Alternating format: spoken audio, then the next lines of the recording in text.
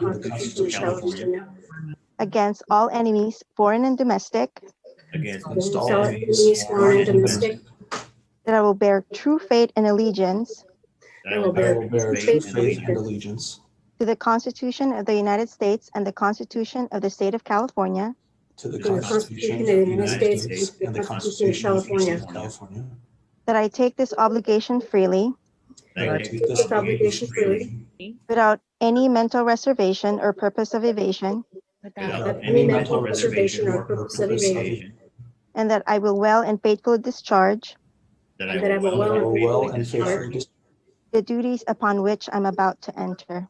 the duties upon which I'm about to enter. Congratulations and welcome to VTA. Thank you very much. Thank you, everybody. Thank you. All right, congratulations. I'm going to have more words to say about you guys in a little bit later. Next, I would like to also welcome Santa Clara County Supervisor Otto Lee to our board. Otto was sworn in last month at the East Ridge to BART Regional Connector PAB meeting. So I think Otto's here as well. Again, I want to thank all the new board members that have joined us. And as I said in my chair comments, I'm going to talk about the board in general. So I'm going to save that for then. You'll note there are some appointments from other city groups that have not been finalized until next week. So we won't be finalizing the final board roster till then. And now I'd like to ask all my board members to unmute their mics, and we're going to have a roll call. Elaine, it's All yours. right. Abby Koga, Here. Blankley, Here. Carrasco, Chavez, Here. Constantine, Present. Davis, Here.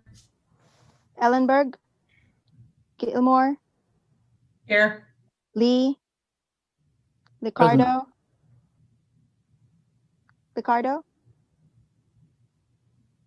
all right, I thought I saw him earlier. McAllister, Yep, still here. Montano, Here. Paul, Here. Perales, Here. Rennie, Here for Rennie. Jones, Present. Chairperson Hendricks. Attending. We have a quorum. Awesome. That's an excellent way to start. So we're going to move on to orders of the day. 1.3, I want to note that we have an addendum to the agenda under the general manager report, item 81X, which is to receive an update on regional transit coordination. Are there any changes from my colleagues? Going once, going twice. I think because there's no changes, if I'm correct, we don't have to have a vote about accepting that. Is that correct, Elaine? Correct.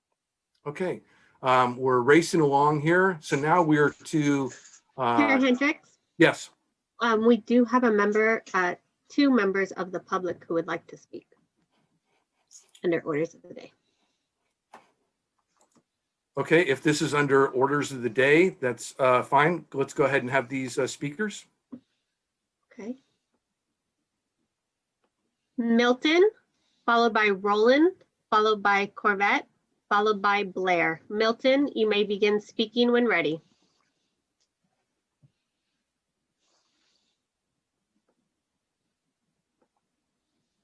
Milton, if you just accept the unmute, you may begin speaking. I'm not prepared. Can I do it about 10 or 15 minutes from now? What? Sure. Thank you. Mr. Chair, this is Elaine. May I interrupt for a quick second? Yeah.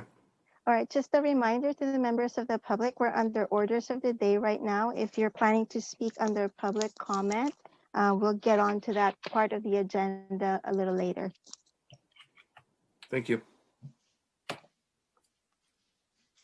Our Okay. next speaker. Next is Roland. Roland, you may begin speaking when ready. Thank you, Mr. Chair, and I apologize if I'm not doing this the right way. So the question is, I'm not seeing any item on the agenda whereby the new board members will actually be able to elect the chair and the vice chair. So the question to the chair is whether you're waiting until the full board is seated to agendize such an item. Thank you. Okay, we'll address questions at the end. Next speaker. Next, we have Corvette. You may begin speaking when ready. Please accept the unmute.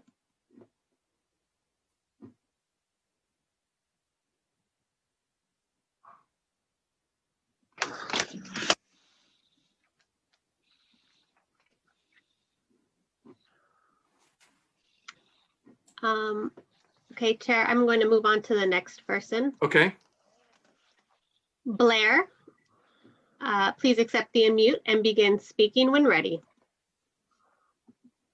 Hi, thank you. I wanted to simply use this time of orders of the day to wish everyone a happy new year and a welcome to the new VTA board members. Thank you. Next, we have Milton. You may begin speaking when ready.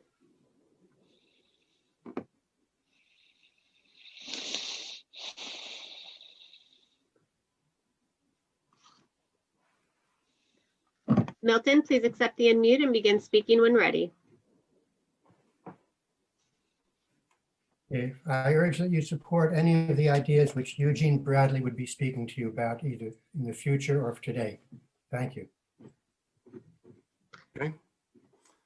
Chair, that ends public comment for order of the Okay. day.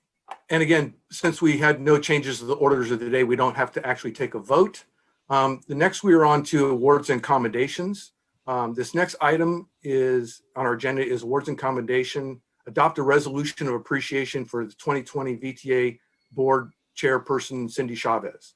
May I have a motion and a second? So moves, Ricardo. Second. Corrales. Thank you. Could we go ahead and have a voice vote? Sure. Carrasco, Chavez, Yes.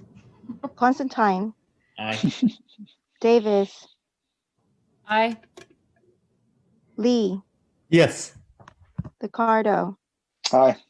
McAllister, Most definitely. Montano, Aye. Paul, Aye.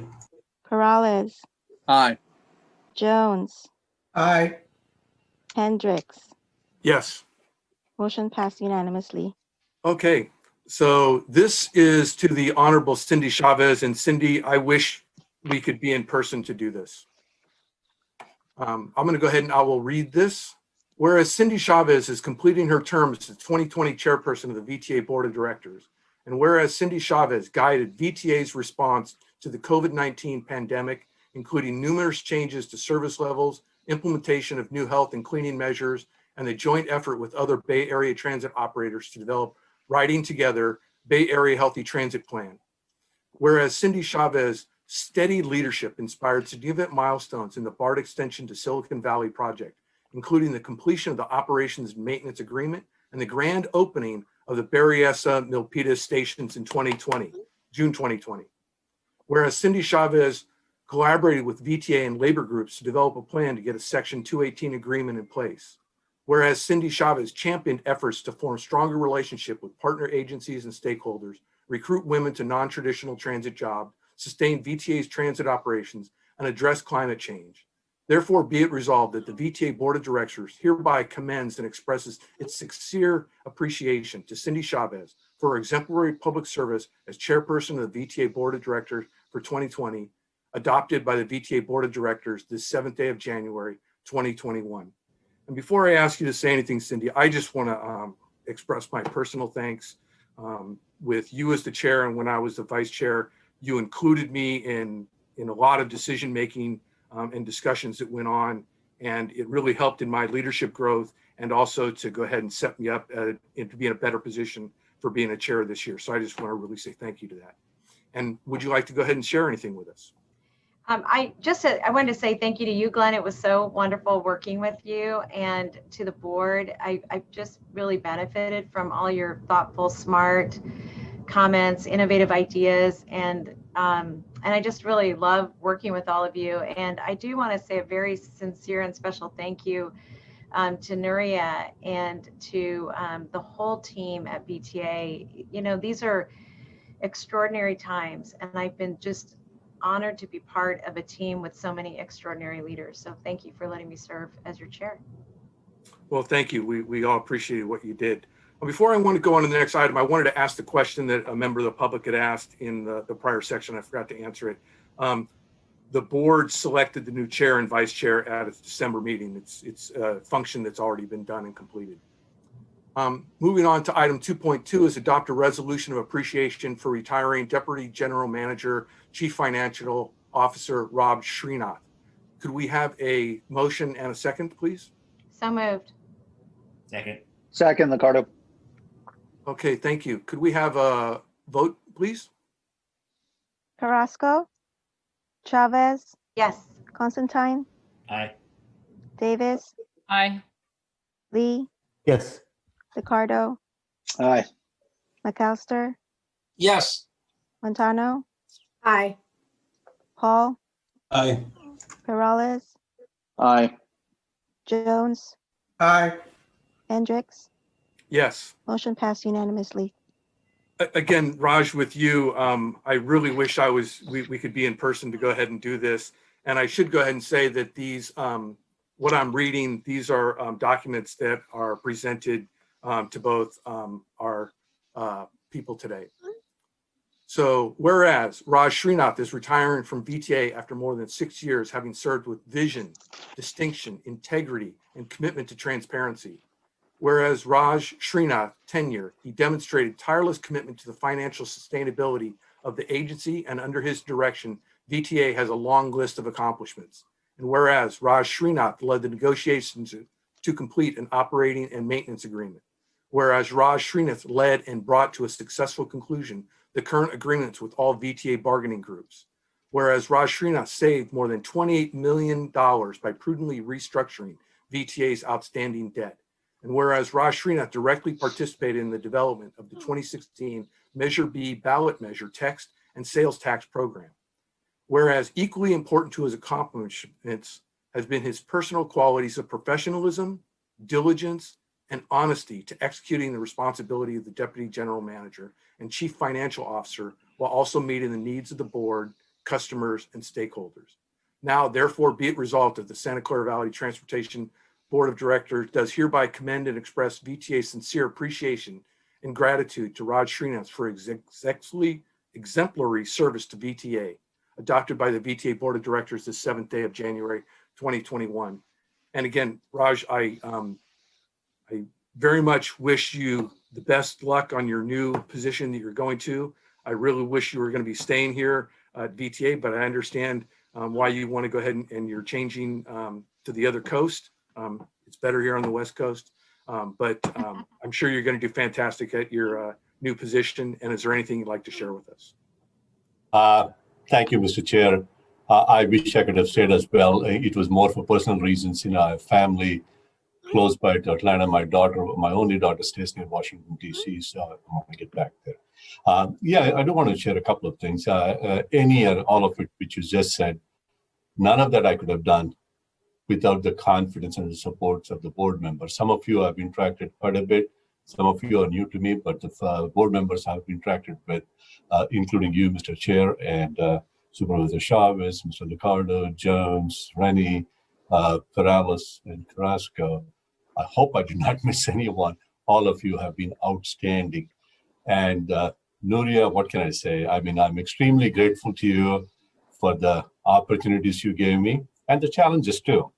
Since I joined VTA about 6 years ago, and I truly consider, Nuria, you a mentor and a friend. I sincerely hope our paths cross again, which I'm sure it will, because you're the chair of APTA and I'm still in the transit industry, and I don't see how I can hide from you.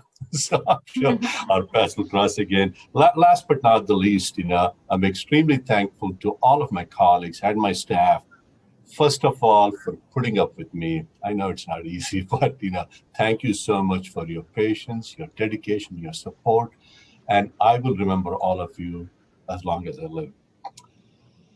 One last thing, I read this someplace. I have no idea who said it or who wrote it.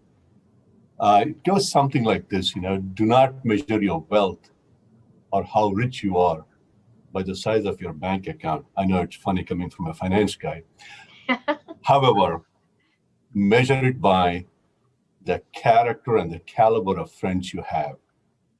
I certainly say this, I would be leaving the Bay Area a lot richer than I came here 6 years ago by that measure alone. Thank you all. Thank you, Raj. It looks like, Sam, did you want to share something? Yeah, I just want to jump in to say thank you to Raj for his service, for your leadership, Raj. for putting up with all the pesky questions coming from me and others, including as recently as this afternoon. You are incredibly patient. I appreciate tremendously your honesty and your integrity in dealing with very complicated challenges, whether it's negotiating with the bargaining units or the O&M agreement with BART. You have been in the thick of some really big issues for our agency, and I'm just so grateful for your commitment to public service, and I'm grateful to get to know you, Raj. Thank you. Thank you, Mayor. Thank you. Member Chavez? Thank you. I also wanted to say thanks. I have been on this board for many years now. Goodness, I can't even count. And I want to just compliment our executive director for hiring really sharp leaders to be part of this organization. And Raj, the role that you've played in really helping us understand our finances, making it more transparent, being very aggressive about saving money and thinking very critically about how to leverage resources. I think I appreciated your predecessors, but I don't think I knew what we were missing until we got you. And so thank you for your service. And frankly, thank you for choosing the public sector. You don't have to, and I'm grateful that you have. Thank you very much. Okay, awesome. Could we take a second here, and can I ask my members to turn their video on so we can take a screenshot of this illustrious group here?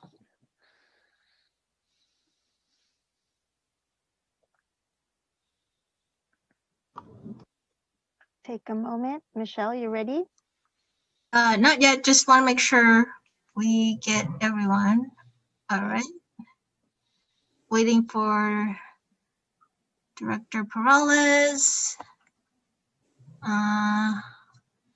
Okay, so everyone looks good. All right. 1, 2, 3. Cheese. And I got it. Yeah. Okay, awesome. Thank you. Next, we're moving on to public comment. This is item 3. Public comment is for items not on the agenda. This is a reminder for those who want to address the board under the public comment. Please use the raise hand function in the app, or for using the phone only, press *9. This portion of the meeting is reserved for persons desiring to address the board of directors on any item within the board's jurisdiction. Speakers are going to be limited to 1 minute. We're probably going to keep this to about 20 minutes. And if there are other speakers after that, we will finish them at the end of our agenda. The law does not permit board action or extended discussion on any item not on the agenda except under special circumstances. And I encourage those with customer service concerns to contact our customer service department with your comments. Their contact information is going to be on the screen. Theodora, could we go ahead and start calling our speakers, please? Yes, the first will be Corvette. Please accept the unmute and begin speaking when ready. Hello? Yes. I'd just really like to congratulate everyone in this meeting, especially Raj. I really liked his joke earlier. And I'd like to congratulate you on what you've done for COVID measures. And I'd just like to say bravo to everyone here. Okay, thank you. Next is Mike. You may begin speaking. Please accept the unmute. Oh, dropped off. Next is Greg, followed by Roland, followed by Blair. Greg, you may begin speaking when ready. Please accept the unmute. Okay, looks like he dropped off. Roland, you may begin speaking when ready. Thank you, Mr. Chair.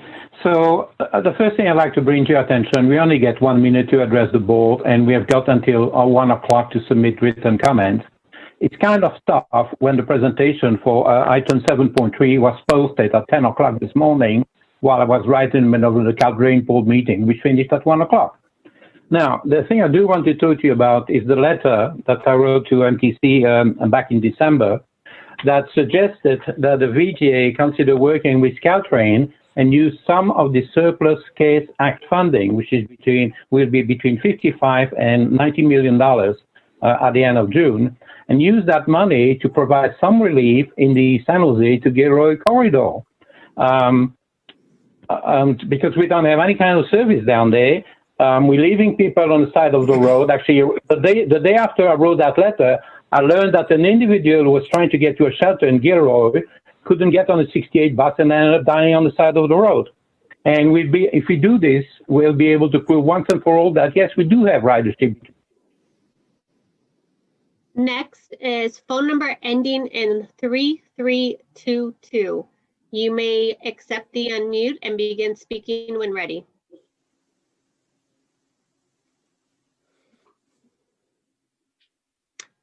Okay, Chair, I'm going to move on to the next person. Okay.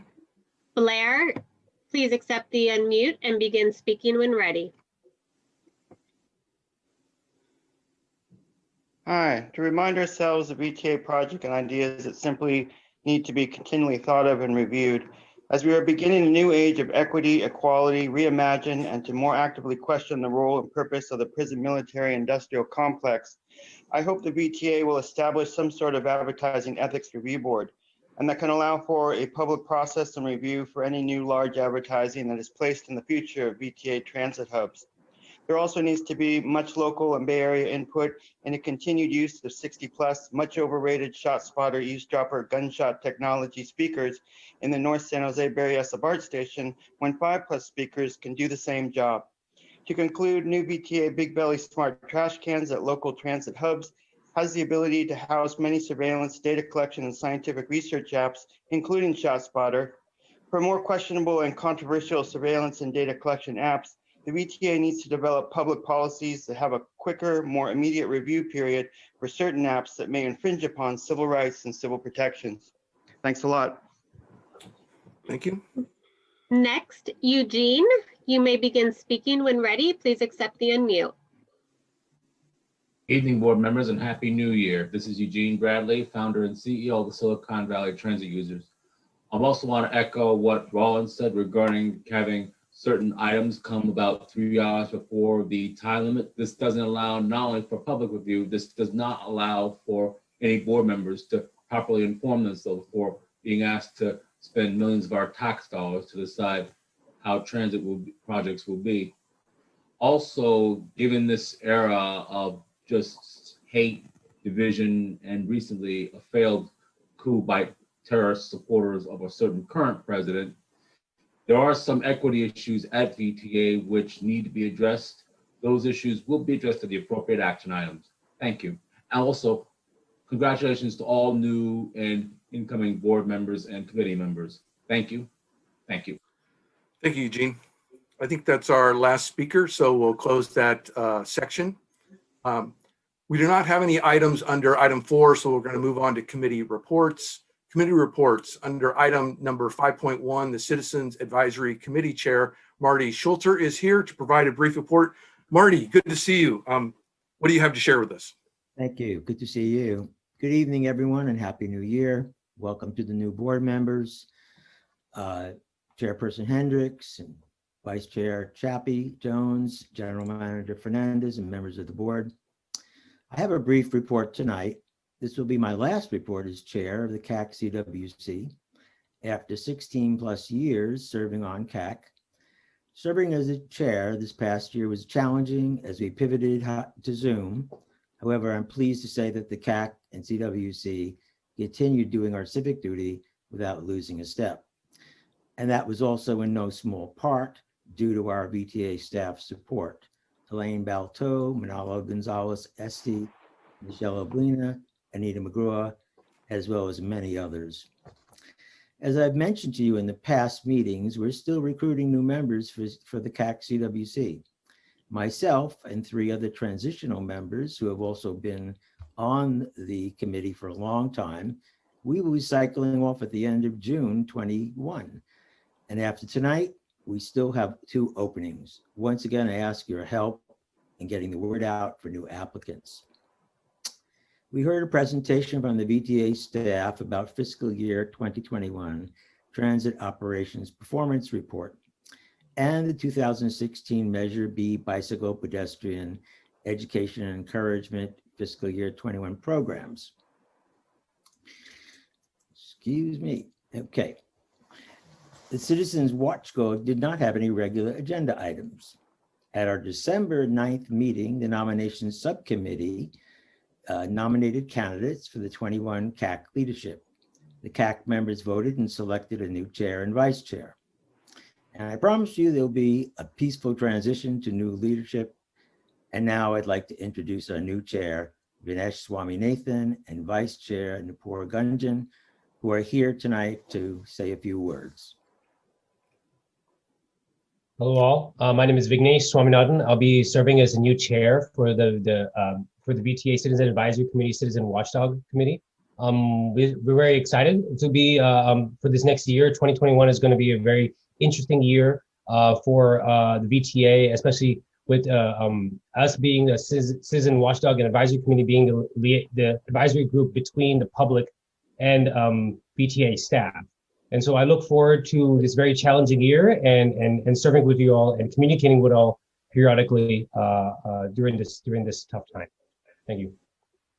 Hi everyone, I'm Nupur. I'll be the vice chair for this year, and it'll be very hard to follow Martin and everybody else who are transitioning out of CAC. But I'm hoping to represent people like me who want to use public transit more often and not own a car in Bay Area. I come from a background of architecture and urban planning, so I hope to continue my learning and hopefully share best practices. So thank you so much. Well, thank you. Anything you want to close with anything, Marty? Yes, our new schedule for January will be a little later than we usually do. It'll be January 27th on 2021 for all those members of the public and the board that are listening. And that really concludes my report. Happy to answer any questions if you have any. I'm not seeing any questions from my colleagues, but Marty, first of all, I want to say thank you to all the CAC members for the work that you guys do. Marty, fantastic job on the amount of time you've spent on this and for your time this last year as the chair. We appreciate being able to see you every month in our meetings here. And to Vignesh and Nupur, congratulations to you on your new roles. I'm sure you guys are going to do a fantastic job. Marty's going to be around to answer any questions for you and help out. But just thank you, all of you, for the time and effort you put in to help with all this. And it looks like Member Chavez, do you have anything you'd like to share?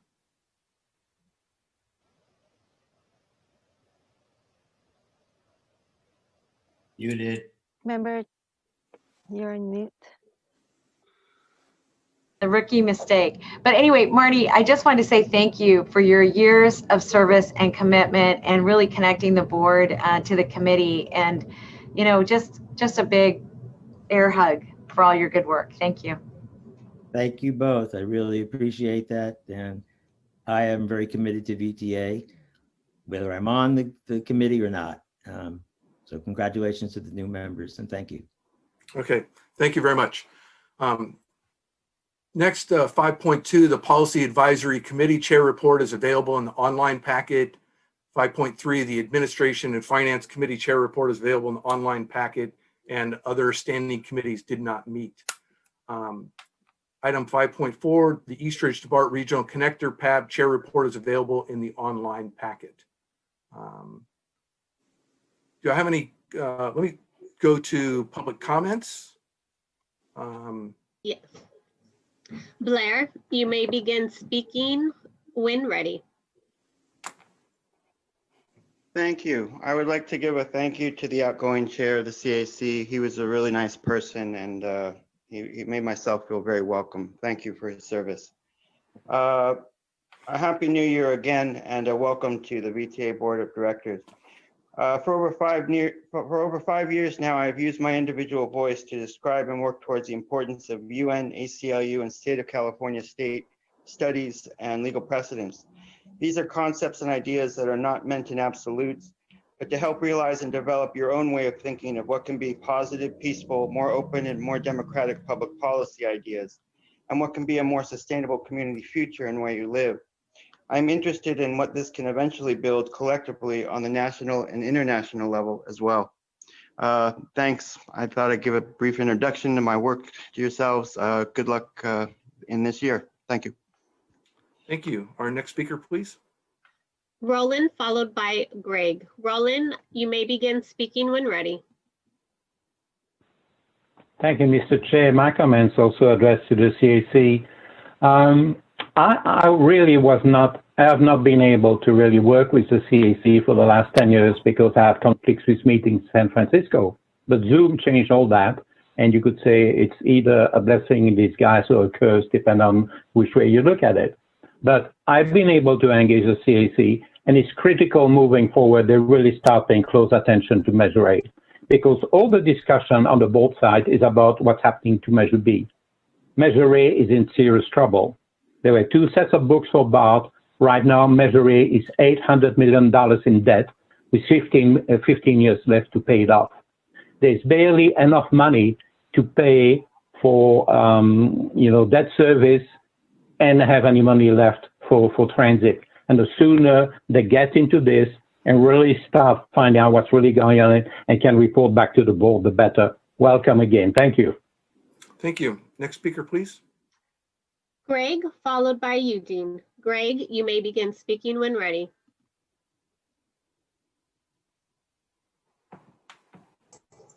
Hello, thank you for addressing everyone. I just wanted to go over a couple of things, mainly about congratulating Raj, who retired recently.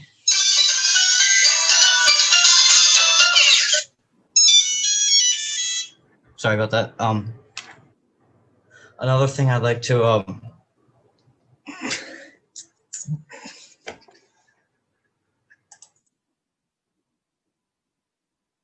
Apologize, Chair. Next person, Roland, you may begin speaking when ready. I think we already had Roland.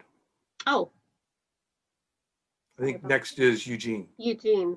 Eugene, you may begin speaking when ready. Evening once again, board members. This is Eugene Bradley, founder and CEO of Silicon Valley Transit Users. I also want to congratulate the incoming CAC chair. From my own experience with working with the CAC, they're definitely more approachable than most of these other VTA committee meetings that one can go to. The only thing that I would like to see done better is that VTA actually incorporate more of their input into these board decisions. Because why would you have a citizens advisory committee that key board members just ignore whenever it's politically convenient?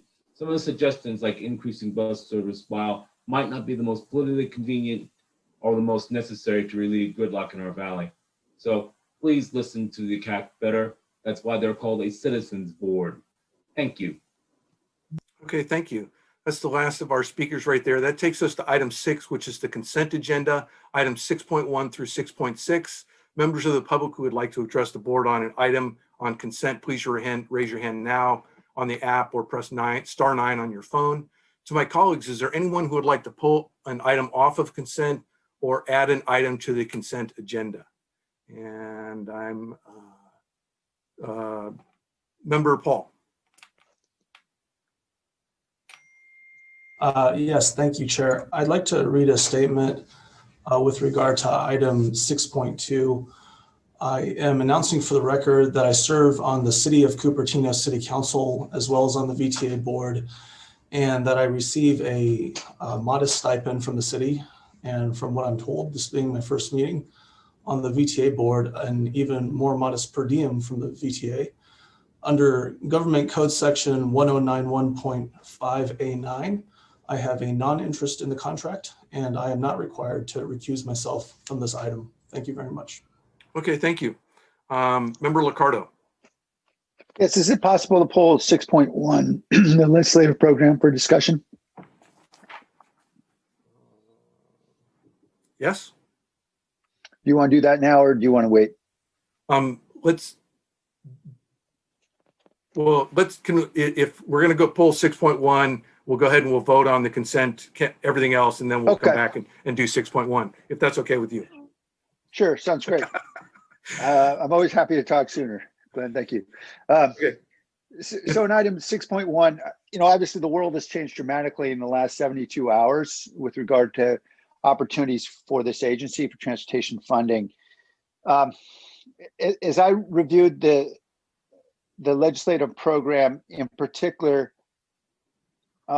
the surface transportation authorization portion didn't appear, and I may have missed it, but in that portion beginning on page 6 of the attachment, I didn't see much mention of high-speed rail.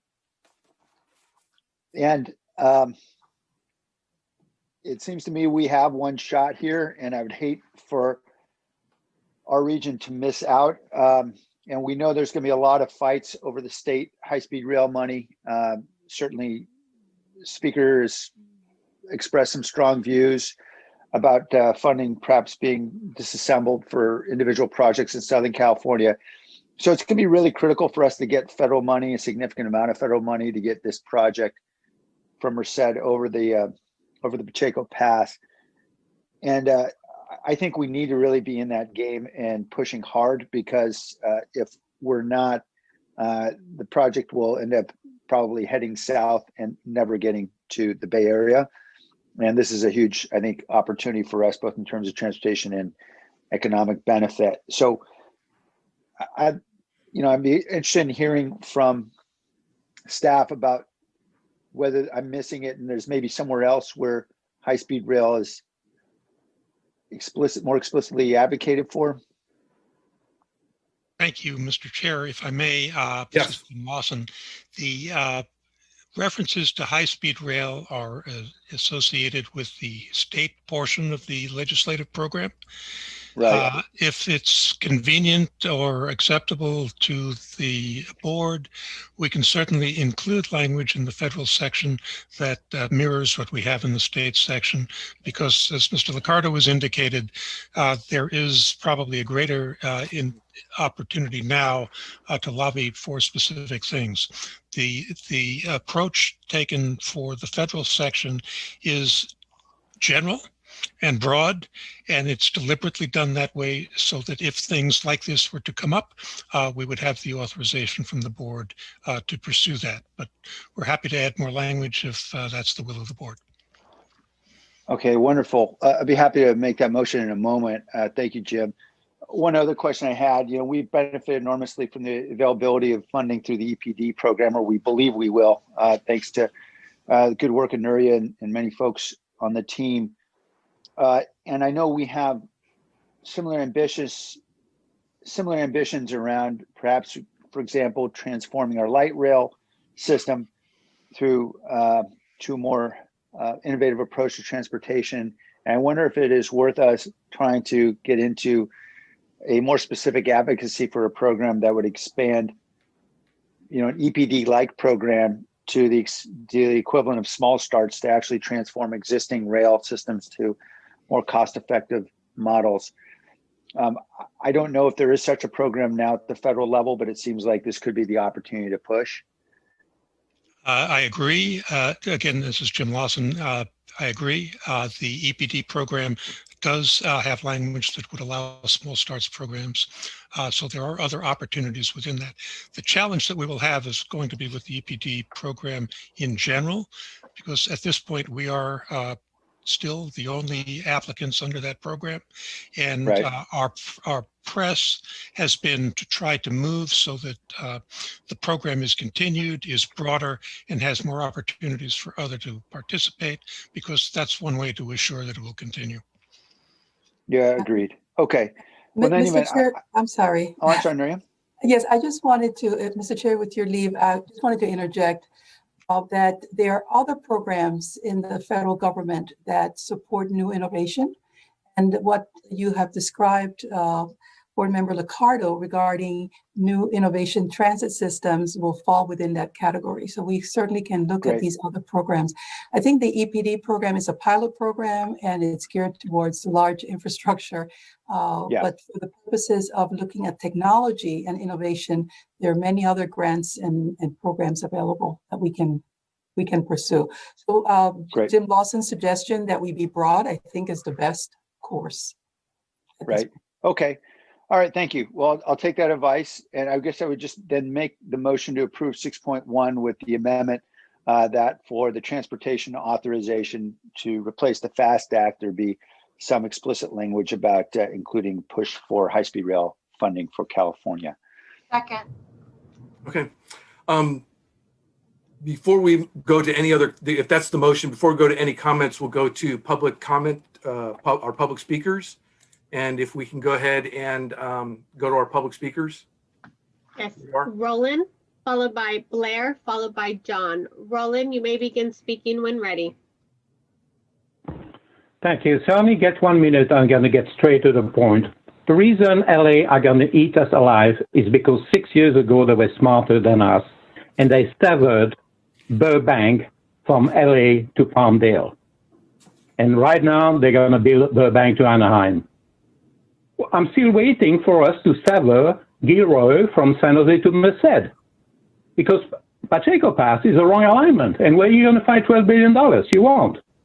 Now, moving on to what happened this morning at the Caltrain JPB, they essentially awarded a 5-year, $700 million evergreen sole source contract that will guarantee the status quo at Caltrain for the next 7 years at a cost in excess of 100% of measured RR. Not only that, they're going to give this contract to a firm that's got a track record of assaulting passengers, including rape, and putting them in harm's way, including an example where an employee nearly killed 7 passengers. Next speaker, please. Yes, Blair, you may begin speaking when ready.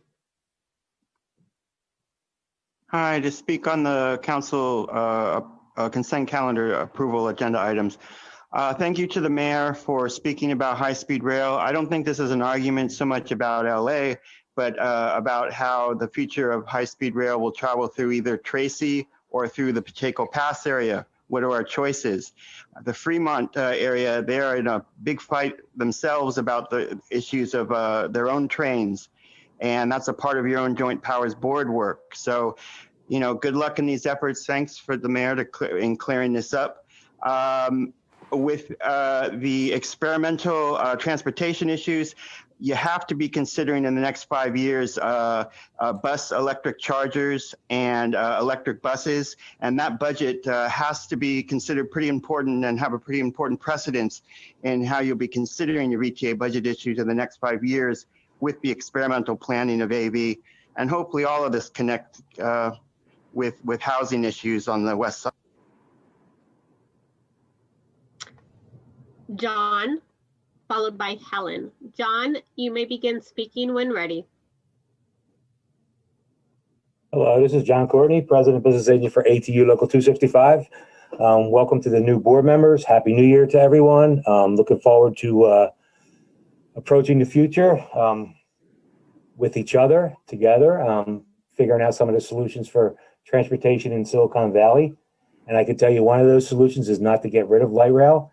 You know, your job as a board over the years has been to make light rail work, and I really haven't seen that. And all I really hear out of the mayor is, you know, he has a real disdain for light rail, and I get it, like, you don't like it. But if innovative solutions involve driverless vehicles or replacing the light rail, I can tell you that you're going to have a big fight on your hands from the ATU. We had played a significant role in getting Joe Biden elected. Mayor Pete is the Department of Transportation head, and in fact, the mayor of Boston, who is also a union card holding member, is now the Department of Labor. So we will fight it on every turn to keep people working. So, thank you, John. Next, Helen, you may begin speaking when ready.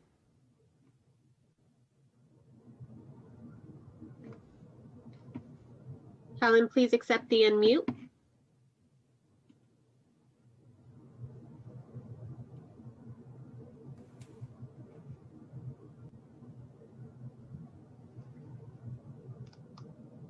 Okay, Helen is unmuted.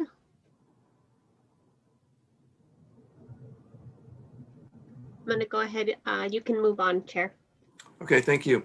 Now I'm going to come back to my colleagues. Mayor Liccardo, did you still have your hand up? My apologies. Rookie No move. problem. Did anybody else have any comments on the consent calendar? Seeing no other comments, could we go ahead and have a voice vote? This is Elaine, Mr. Chair. Just wanted to confirm to the maker of the motion that his motion includes all items on consent 6.1 to 6.6. Yes? It does. All right. Thank you. Thank you. Carrasco? All right, I'll come back to you. Chavez, Yes. Constantine, Aye. Davis, Aye. Lee, Yes. Ricardo, Aye. McAllister, Yes. Montano, Aye. Paul, Aye. Peralez, Aye. Jones,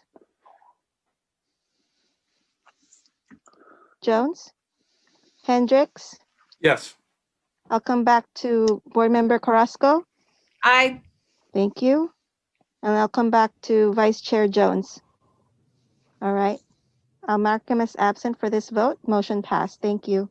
Elaine, great. this is Theodora. I see Vice Chair Jones' video on, and he is trying to speak, but his audio doesn't seem to be connected. Just FYI. Okay, well, I'm sure Chappie's going to work on that in the background. I'll say aye in his absence. Yeah, we don't get to do that. So we're moving on to the regular agenda. The first item on our regular agenda is item 7.1, which is to approve appointments to the board standing committees, joint powers board, policy advisory board, and ad hoc committees for 2021. Jim Lawson, do you have a report you want to give to us?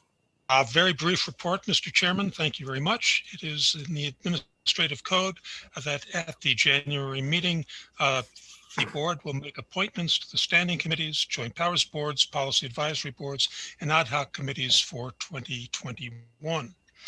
The appointments will include chairs of the standing committees and members of the other committees. The standing committees are Administration and Finance, Congestion Management, Program and Planning, Safety, Security, Transit Planning and Operations, Capital Program Committee, and the Governance and Audit.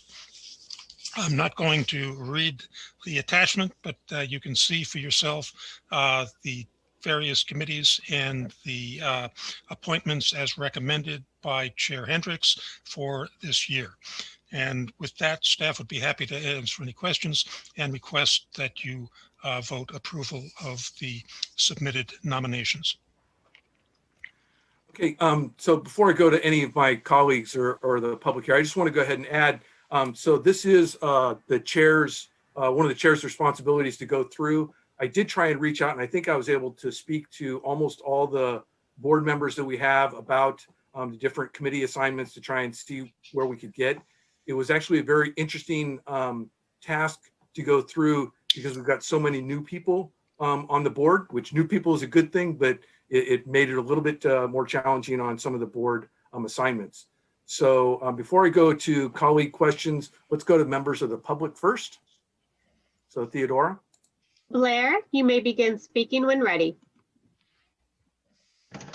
Hi, the Joint Powers Board works with the Capital Corridor train, I feel, is my feeling. And so that Capital Corridor train is going through the Fremont area, and Fremont is going through a big to-do about the future of their train stations. And do they separate the ACE rail from the Capital Corridor train stations? And is that setting the goal of a possible, the future of high-speed rail? Thank you to the mayor of San Jose for speaking, trying to offer layout terms of what to expect about the high-speed rail. And with 22 seconds, I wanted to quickly offer that the AV ideas can be applicable to the west side housing issues, but it's just housing issues in general, low income and housing, affordable housing issues that really needs to be important in the future of west side housing issues. Thank you. Thank you. Baker, you may begin speaking when ready. Please accept the unmute.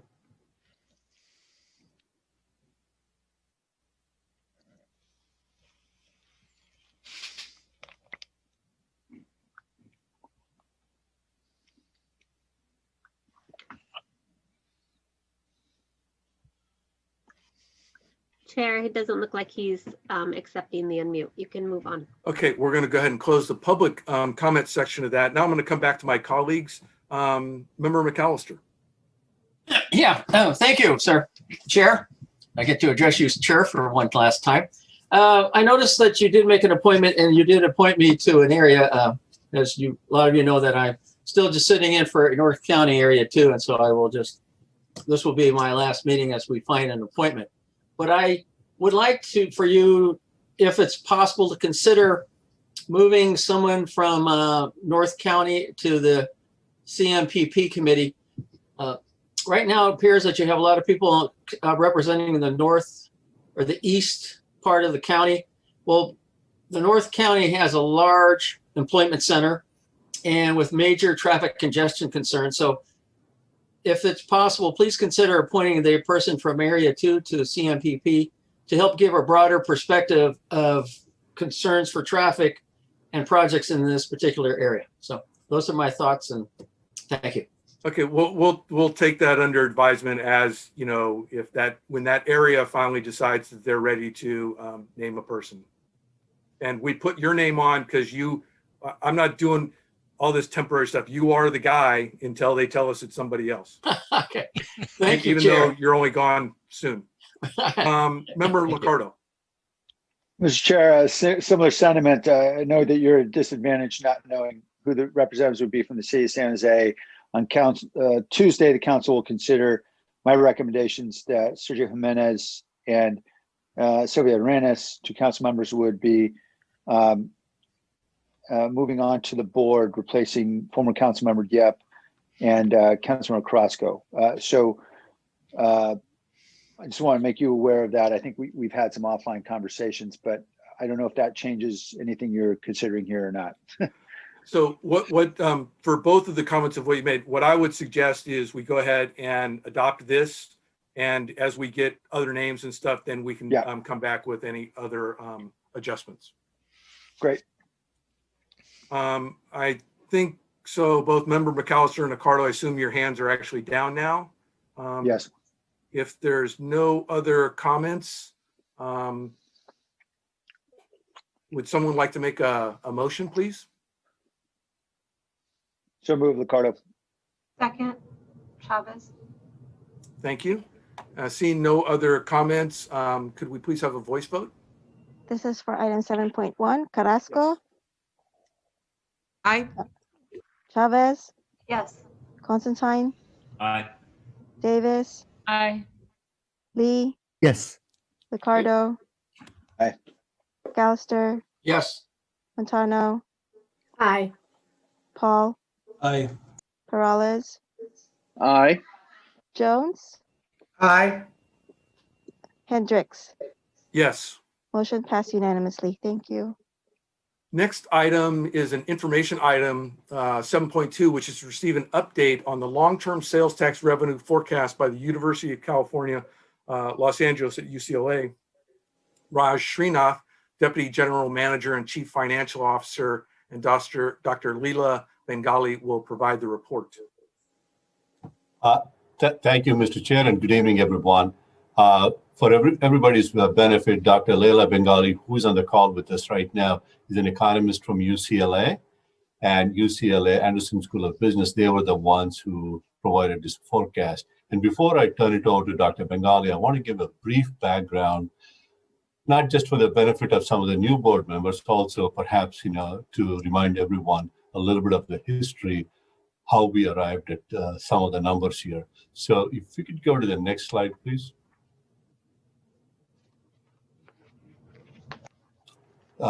Thank you. In 2015, when VTA was getting ready to put the 2016 Measure B on the ballot, we retained UCLA's economists to get a sense of what we can expect in terms of revenues over the 30-year tax period. And at that point, they came up with what's called a nominal value. You see in the first row in the box there, July 2015 forecast of $11.4 billion. When I say nominal, that's in the year of receipts or expenditures over a 30-year period. And the next column there is what is called the net present value, and what does that mean in 2017 dollars? Reason 2017, although the measure was passed in 2016, tax revenue collection did not begin till April of 2017. Hence, we discounted that back to 2017. And that turned out to be $6.3 billion in 2007 dollars. I'm sorry, 2017 dollars. Then fast forward June 2020. Before June, when the pandemic hit us in March, we kind of noticed, or everybody experienced or feared that the economy was falling off a cliff. And it kind of did happen in late March and April. So we were panicking, especially VTA. We live and die by sales tax revenues. Predominantly our transit operations and almost all of our capital programs use one sales tax measure or the other. So it's critical that we get a good sense of what to expect if something as catastrophic as this COVID-19 hit and the economy nearly shut down. So when we retained them, they came up with a forecast in June of 2020, and I did present the highlights of that at the June board meeting. And as you can see from the middle row in that box, the revenues they forecasted at that point was substantially lower than what had been forecasted a few years ago. These were the early days of the pandemic, and everybody was panicking and economy was pretty much shutting down. Yes, a lot of things were falling off the cliff. Nobody had a sense of how quick or how fast the recovery was going to be, the duration of the recovery and all that. Nobody really knew that, so that was that. A few months after that, when we received the actual sales tax for our last fiscal quarter, that ended on June 30, by the way, and we received the actuals 2 months after that, in September. We noticed that the actual sales tax receipts were actually much higher than the June 2020 forecast. Yes, it was certainly lower than what we had budgeted, no question about that, but it was a lot better than the forecast we had received. Likewise, some of the estimates we got from different parties also indicated, including some of the estimated advances we got from the state taxation board, were slightly higher. So I contacted them sometime in October of last year in 2020 to get an understanding, do they still think, the June 2020 forecast is the correct one we should be following, or those were pretty early days and they have some update to provide us. They did say that, yes, they will provide us an update, but that would be late December or early January, because they wanted to see some of the uncertainties behind the presidential election and where COVID-19 was heading, and also the CARES Act funding behind us. At least one of those variables, which is the uncertainty of the presidential election, was put to bed yesterday. I believe we know who the new president would be. So they gave us the forecast, and the last row in that box, that the January 2021 forecast, as you can see, it is definitely better than the June 2020 forecast, but still lower than the earlier ones.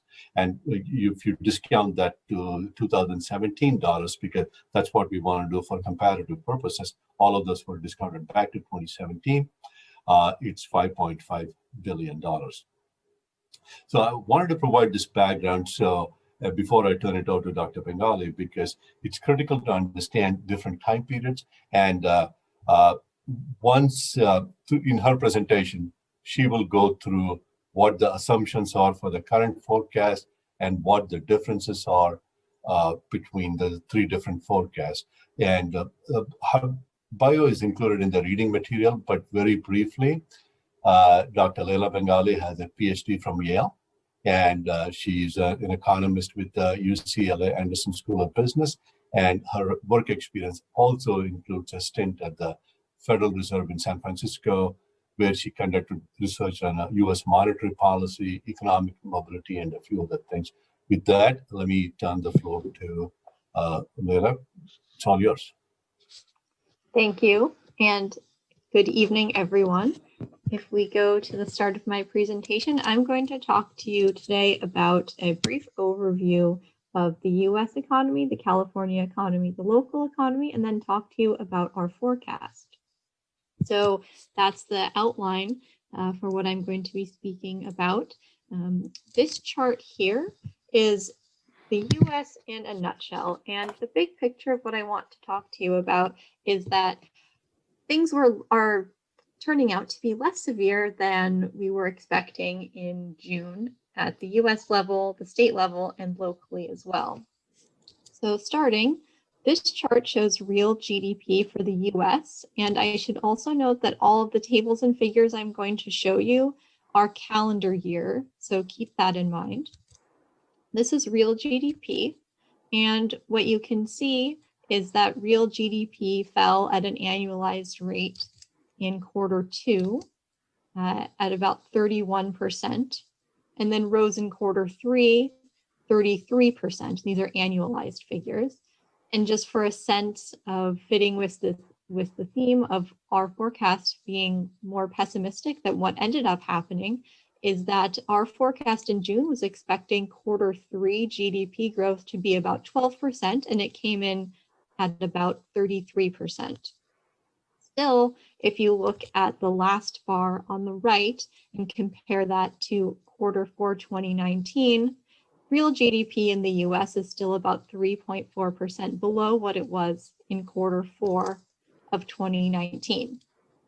If we go to the next slide, we're going to see some figures comparing California and the US.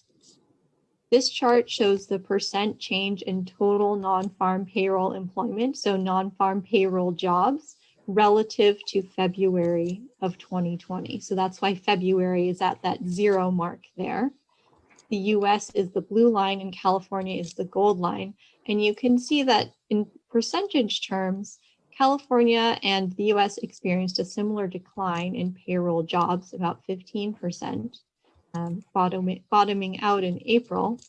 But since then, in percentage terms, employment in California has not recovered as much as employment has recovered in the US. So employment in California is down about 8%, or as of November, most recent data, down about 8% from February 2020. In the US, this is about 6.5%. Moving on to the next slide, let's look at the local economy. On a number of economic indicators, Santa Clara County is doing better than the state is overall. The map on the left is showing you unemployment rates across the state, where red colors indicate higher unemployment rates or weaker labor markets, and darker green colors indicate lower unemployment rates or stronger labor markets. Santa Clara County has one of the lowest unemployment rates, or as of November, has one of the lowest unemployment rates in the state at about 5.1%. Compare this to 8.2% in California overall. One possible contributing factor is that incomes are higher on average in the county than in other counties in the state. And across counties, there's a strong correlation between incomes and unemployment rates. So counties with higher incomes tend to have lower unemployment rates. If we look at the metro area, so this is going to include both Santa Clara County and San Benito counties. This is the right-hand chart showing you two different measures of employment, again, relative to February of 2020. The blue line is non-farm payroll jobs. The gold line is another measure of employment, household employment. You can see that the blue line, total non-farm payroll employment, is down about 6.6% from February of 2020, and compare this to the 8% in California overall. So again, fitting with the story that the local Santa Clara County economy is doing a little bit better than the state overall.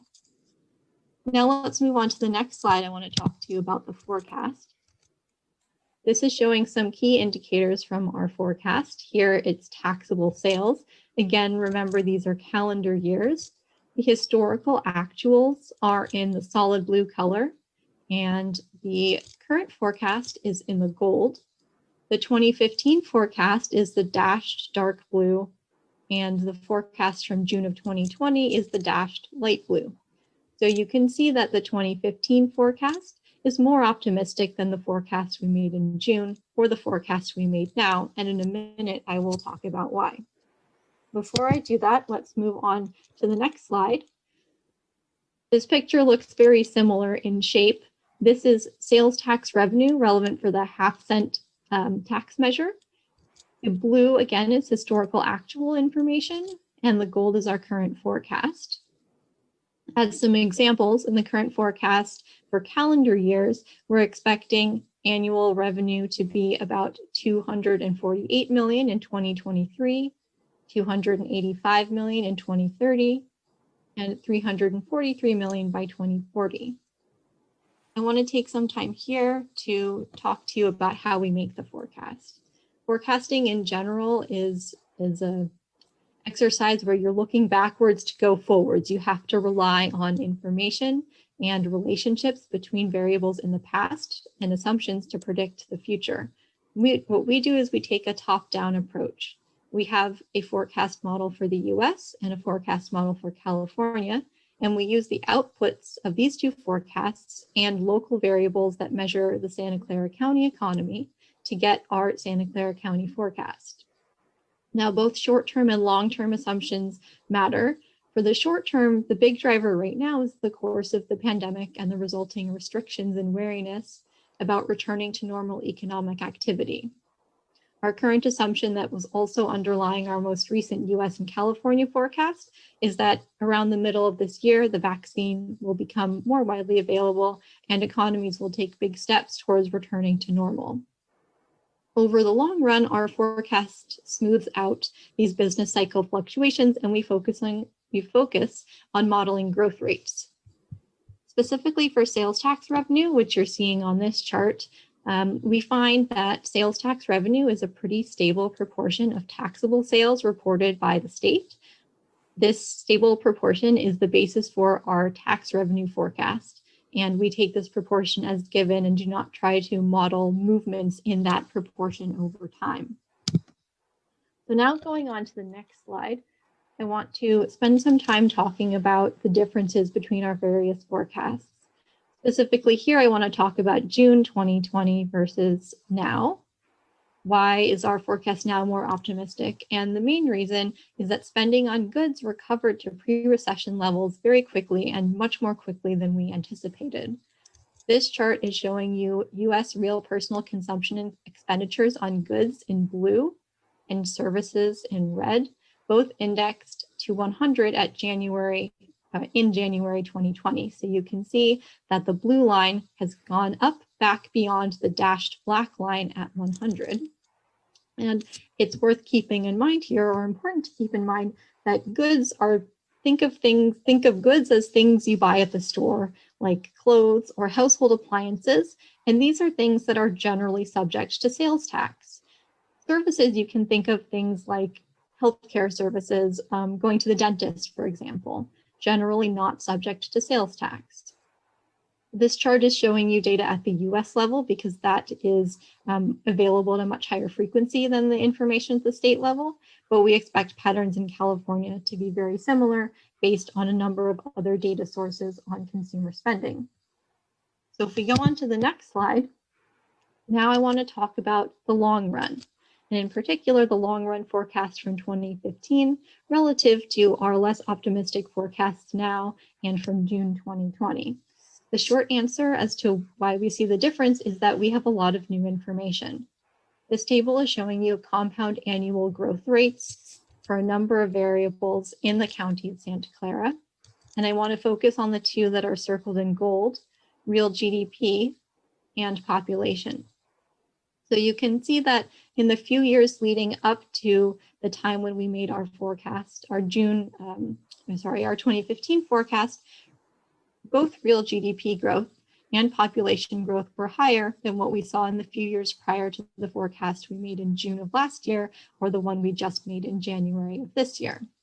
So those are some of the major drivers behind why our forecasts more recently are less optimistic than the forecast we made in 2015.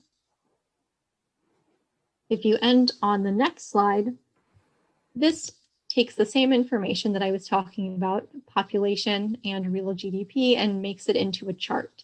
So if you look at the gold bars, these are annual growth rates for GDP in the county. And if you look at the gold bars in the, let's say, 2010, 2009 to 2014-15 timeframe, those gold bars are taller than the gold bars that you see in the last couple of years. Similarly, if you look at the blue bars, that's growth rates of the population. Those bars are higher in the couple of years before the 2015 forecast and much lower recently. And in fact, you can see the most recent estimate from the census is that population growth has been negative. Now, demographers don't all agree. The Department of Finance doesn't have the most recent year with negative growth, but still the main point is that population growth has been lower in the last couple of years than in the couple of years before the 2015 forecast, and population growth is one of the main drivers in our forecast model. So that is what I have to present on the forecast.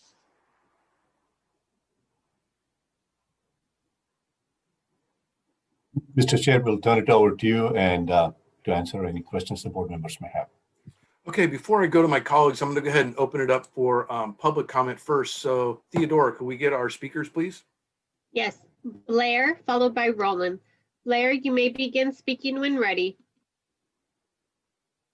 Hi, thanks for your patience. To try to clarify one more time, for the upcoming Interstate 85 or the Route 85 committee meetings, it's my feeling that affordable housing and can be an important priority to talk about along the route, and then talk about AV ideas after that. For this item, thank you for talking about the issue. It's a very interesting report. I thank you very much for the speaker on this issue. It made things clear to me. Thank you for your efforts of the auditing at this time. I think it's going to introduce some really positive, interesting steps for ourselves as a whole community in the future, how to work more honestly, truthfully, and straightforward with numbers and how we can describe to each other what's happening. And good luck to ourselves in all of those efforts. Thank you. Thank you. Roland, you may begin speaking when ready.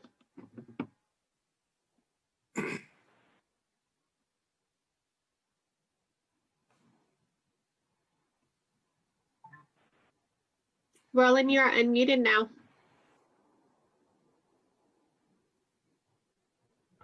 Sorry about that. Thank you for this sobering and realistic presentation, but I do have one question to the chair.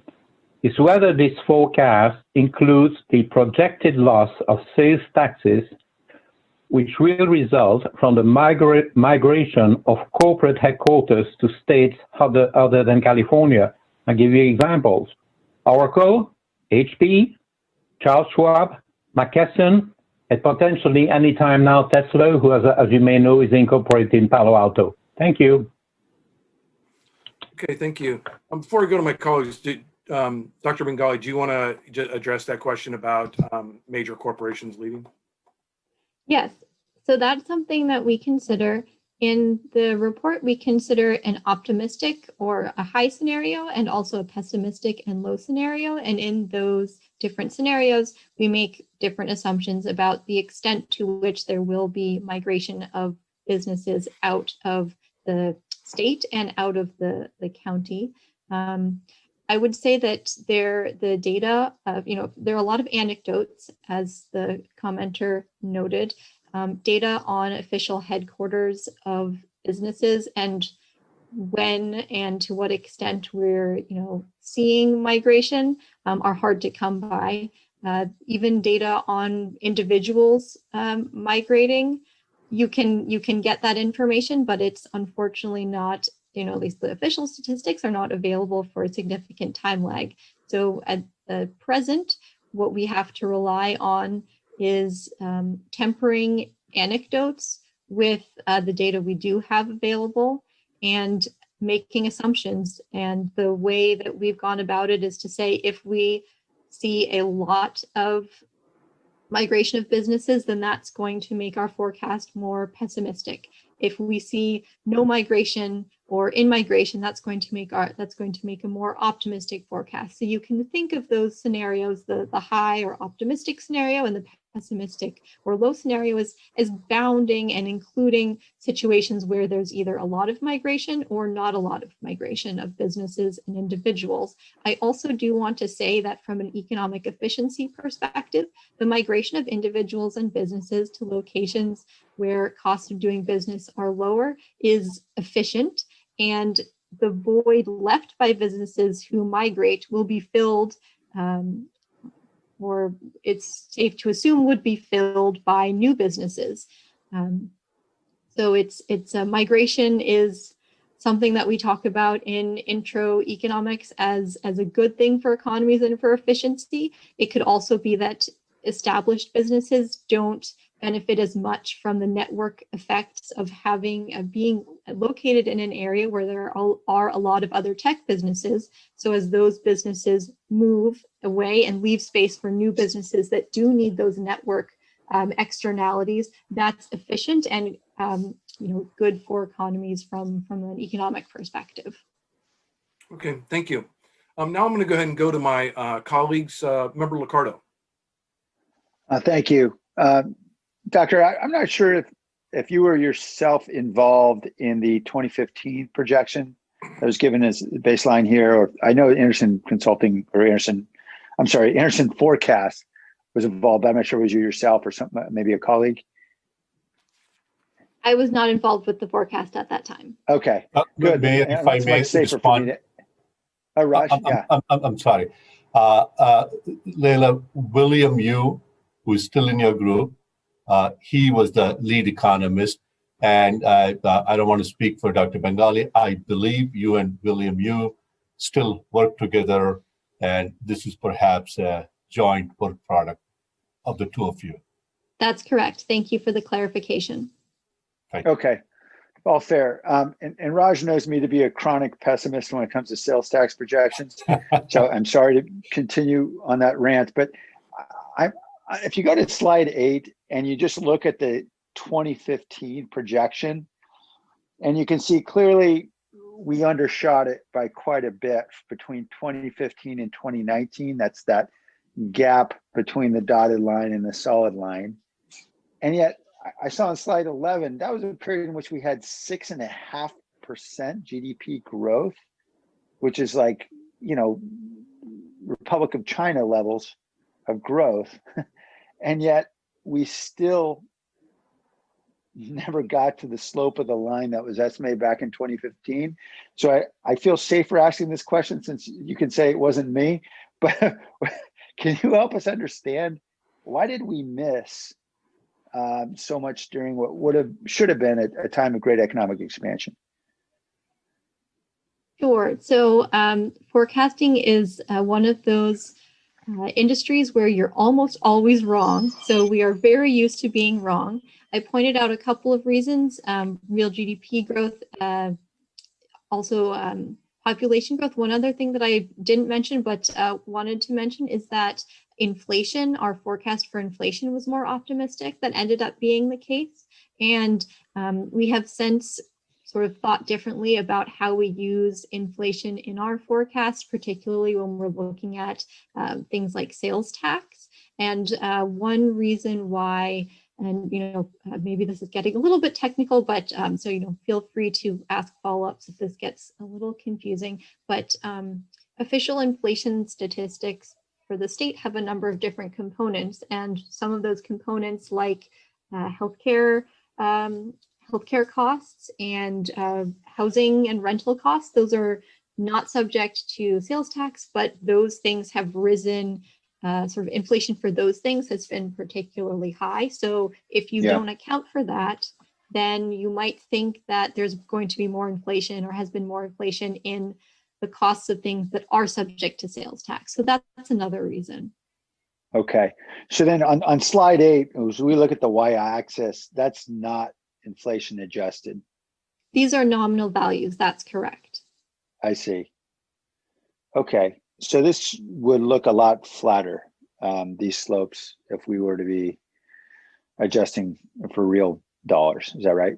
Yes, that tends to be the case when you turn something from nominal into real. Slopes flatten because you're taking out the effects of inflation. Does the slope get to zero on that yellow line, or is it still upward? I would have to double check on our forecast. Let's see. Okay. If you need time, I don't want to take up the time of the board now, but appreciate it. Maybe just no worries. So email I or have something. it here in our baseline. It gets very close to zero. Aha. Okay. Thank you. That's very helpful. Thank you very much. Okay, thank you. Vice Chair Jones. Thank you, Chair. Doctor, I have a question around online sales, and particularly your chart where you showed the growth of goods versus services. And so I imagine, since those online sales are goods, that that would have a pretty impactful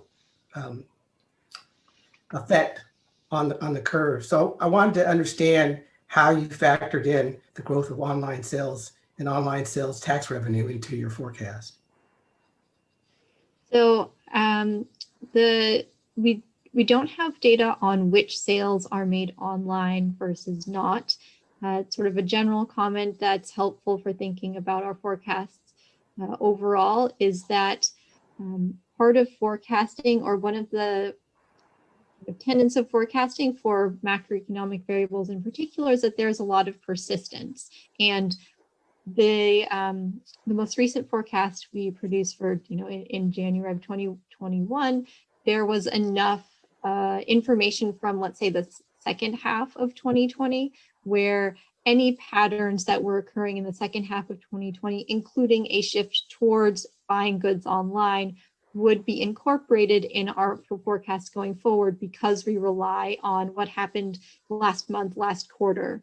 So that's one way to think about how we've incorporated, at a high level, any shifts in patterns of how people are purchasing their goods and services. So we don't have a specific forecast for online sales versus not, but it does appear to be the case that, or at least anecdotally, it seems like a lot more purchases are being made online. That's going to show up in the aggregate taxable sales numbers. Great. Mr. Chair, may I just make a comment or a point on that? Yeah. One thing to note, I'm sure many of the board members are aware of that, maybe all are aware of this. VTA gets sales taxes based on what is called destination-based sales taxes. It does not matter where the goods come from a physical location or online, as long as the goods are purchased and delivered to an address in the county, VTA gets 100% of those taxes. Unlike the cities in the county, they get a portion of that based on what are called the Bradley-Burns appropriation or allocation, I'm sorry. So and Amazon, by the way, is one of the top 10 tax remitters in the county, which we get. So from VTA revenue standpoint, we are agnostic whether something, a taxable transaction is done online or in a physical location. Thank you. Okay, do any of my other colleagues have any thoughts or questions they'd like to ask? Just, I have one. This is Vice Mayor Montano. Yeah, go ahead. So I just wanted to let people know that we have Amazon in Milpitas, and so just to let you know, and FYI, we're getting a lot. VTA is getting a lot of your taxes, so that's good. Just a high note there. Okay, Vice Chair, you had your hand up again? No, let me put it down. It was Chappie. Okay, I'm not seeing any other comments. So Dr. Bengali and Raj, this is very interesting, good stuff, very good information for us to have. We appreciate you coming and sharing your thoughts and knowledge with us. This was an information item, so I don't think we need a motion to move on. And I'm gonna go ahead and go to 7.3, which is to receive information on the Federal Transit Administration expedited project delivery application for VTA's BART Silicon Valley Phase 2 expansion project. And Raj, it looks like you are sharing with us again. I know this is not my last day. Tomorrow is my last day, so I have the fun of presenting all of this. Anyway, Mr. Chair, thank you. Before I turn the presentation over to one of my colleagues and one consultant on this, I want to give note that the memo on this agenda item 7.3, which Takis Selpais, our BART program chief, submitted. Reason I want to mention that memo is, that highlights information or instruction we received from VTA in November 23rd that VTA, we are ready to receive your application. What does that mean? This is on the expedited project delivery for BART Phase 2. And needless to say, submission of that application is a critical and necessary step to receiving $1.7 billion of federal funding for BART Phase 2. And reason that is important right now is FDA gave us that direction or a green light to submit the application because there are several requirements before we submit the EPD applications. All of that had been completed. For example, now certain agreements which the FDA deems or calls the critical third-party agreements, such as agreements with the utilities, telecom, city, and county as applicable. That's one, and we have all of those things in place. And the second thing, one critical component of the EPD application is having what's called a public-private partnership in place, or a P3 agreement in place. As the members of the board may recall, we do have a P3 agreement with Google for this project that was executed in November of last year. Last but not the least, we have to be able to demonstrate financial capacity to deliver the project, and which we do now, and I'll go through why we believe we have the financial capacity. If we can move to the next slide. Definitely our financial capacity has increased based on the revised forecast we received. Yes, it is not as robust as we thought it would be way back in based on the 2015, but however, it's much better than what we thought even a month ago. And also we have looked at, we have reviewed, we have modeled several different financing options, which will, I have Nate Masek, who is the Senior Director with WSP, I'm sorry, Senior Vice President with WSP and Project Finance. He will go through that. And so we believe the financial plan also supports full funding of all of the 2016 Measure B formula-based programs. One of the things I just want to note that, BART Phase 2's funding comes from many different sources. 2000 Measure A, certainly 2016 Measure B, then the regional measure RM3, FTA funding, and we also have some state grants on that. So it's 5 or 6 different sources of funding. The 2016, of course, is a critical component of that. So that's the reason I'm going to be talking a little bit about 2016 Measure B, because there are certain things I want to make clear that, we're not going to use, at least based on the models we have run now, 2016 Measure B funds for BART Phase 2 to the detriment of either the formula-based programs or the other need or capacity-based programs. And one of my staff, Marcella Renzi, she'll go through, and Nate Masek, they'll go through in detail on that. One last point before I turn it over to Marcella is, I will speak to this as we come to the end of the presentation, there are other innovative financing tools which we are going to pursue that could make additional funds available. I will expand on that as we go through the presentation. With that, let me turn this over to Marcella Renzi, who's the Deputy Director of Grants, followed by Nate Masek, and they can go through in detail some of the numbers, the assumptions, and the amount of debt we have assumed. Again, this is an assumption, this is a planning document, those things can change, and the cost associated with that. With that, Marcella, would you like to take it over from that? Sure, thank you. So in addition to the updated forecasts that Raj has already called out, this includes information that we've received from the cities, from the county, from Caltrain, and VTA planning and project and engineering and project delivery staff regarding all of the programs and their project needs over the next 10 years.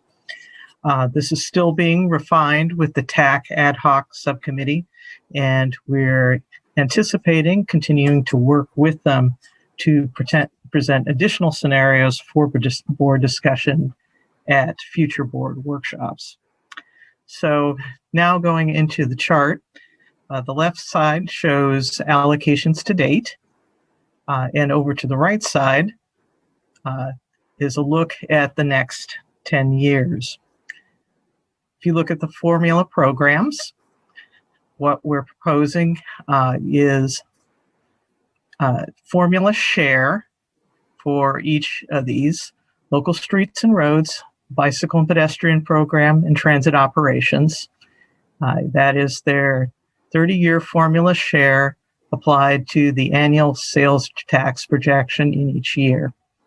You'll notice a little dip in some of them in 2022. That's because it incorporates a true-up from the previous 4 years. Going to the need capacity-based programs. Again, we worked with the cities, we worked with the county, Caltrain, and our own project delivery staff to take a closer look at what the needs in each program are, and we're continuing to do that and receiving new information. Let me just call out the BART project in particular. After a closer look and incorporating the new information we have, it's now starting a bit later and asking slightly less of the now increased Measure B program.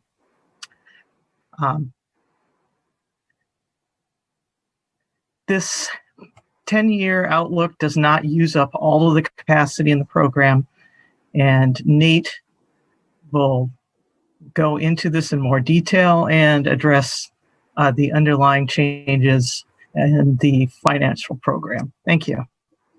Before, Mr. Chair, we move off of this slide, Marcella did touch on this. I just, to be clear, there is at least one previous version of this spreadsheet that has been circulating around. And if somebody makes a comparison of that to this, there are some differences, of course. All of the formula program numbers have been filled out, and all of the need and capacity based program numbers are based on either compilation of the information Marcella and her staff received in their discussions with the cities and the county and all that. And on BART, if you notice, the timeline has been compressed. It's a six-year timeline now. The previous iteration was a 7-year cash flow starting in 2024. Now it starts in 2025, but the ending year is still 2030. I just wanted to note that in case somebody tries to make a comparison, say, hey, what changed? Any planning document, is subject to continuous improvement and changes. So this is the most current one. So with that, we can go to the next slide. And Nate, please take it over. Okay. Thank you, Raj. My name is Nate Masek. I'm with WSP, and wanted to provide some background on the financial plan that we've developed here for the Measure B program, 2016 Measure B program. First of all, the numbers that we're going to present today are entirely in escalated dollars, year of expenditure dollars. So take note of that. The expenditures are based on the known projects as funded in the latest Measure B capital plan. So to the extent that we have projects that are now moving forward and have information about what the costs of those projects are, we've incorporated that into the plan. We're applying the latest UCLA forecast, which you just received the presentation on, so we have up-to-date numbers there on the revenue side. We're applying the most recent BART Phase 2 cost estimate, so this applies the most up-to-date information available about the BART project. In terms of BART's funding needs from Measure B, 2016 Measure B, it's $1.8 billion of the measures going to the BART program in this financial plan, which is 22.3% of the measure's total program tax revenues. That's an amount of the revenue from the program net of admin and finance costs. And that's below the maximum contribution to measure from 2016 Measure B to the BART Phase 2 project of 25%. So the max is 25%. We're at 22.3% in this financial plan. We have full funding of the 2016 Measure B formula-based programs. That's the bike pads, local streets and roads, and transit operating assistance. And we're providing $2.1 billion in funding for other need and capacity-based programs. So those are all the other major need and capacity-based programs that comprise the program, and those are consuming 29.2% of program tax revenues. We're going to give you some more detail on that in a moment, and as Raj mentioned, there's also some additional capacity that's available to be allocated to other projects in the future. I'd like to go on to the next slide, which provides a graph of the expenditures over time for 2016 Measure B.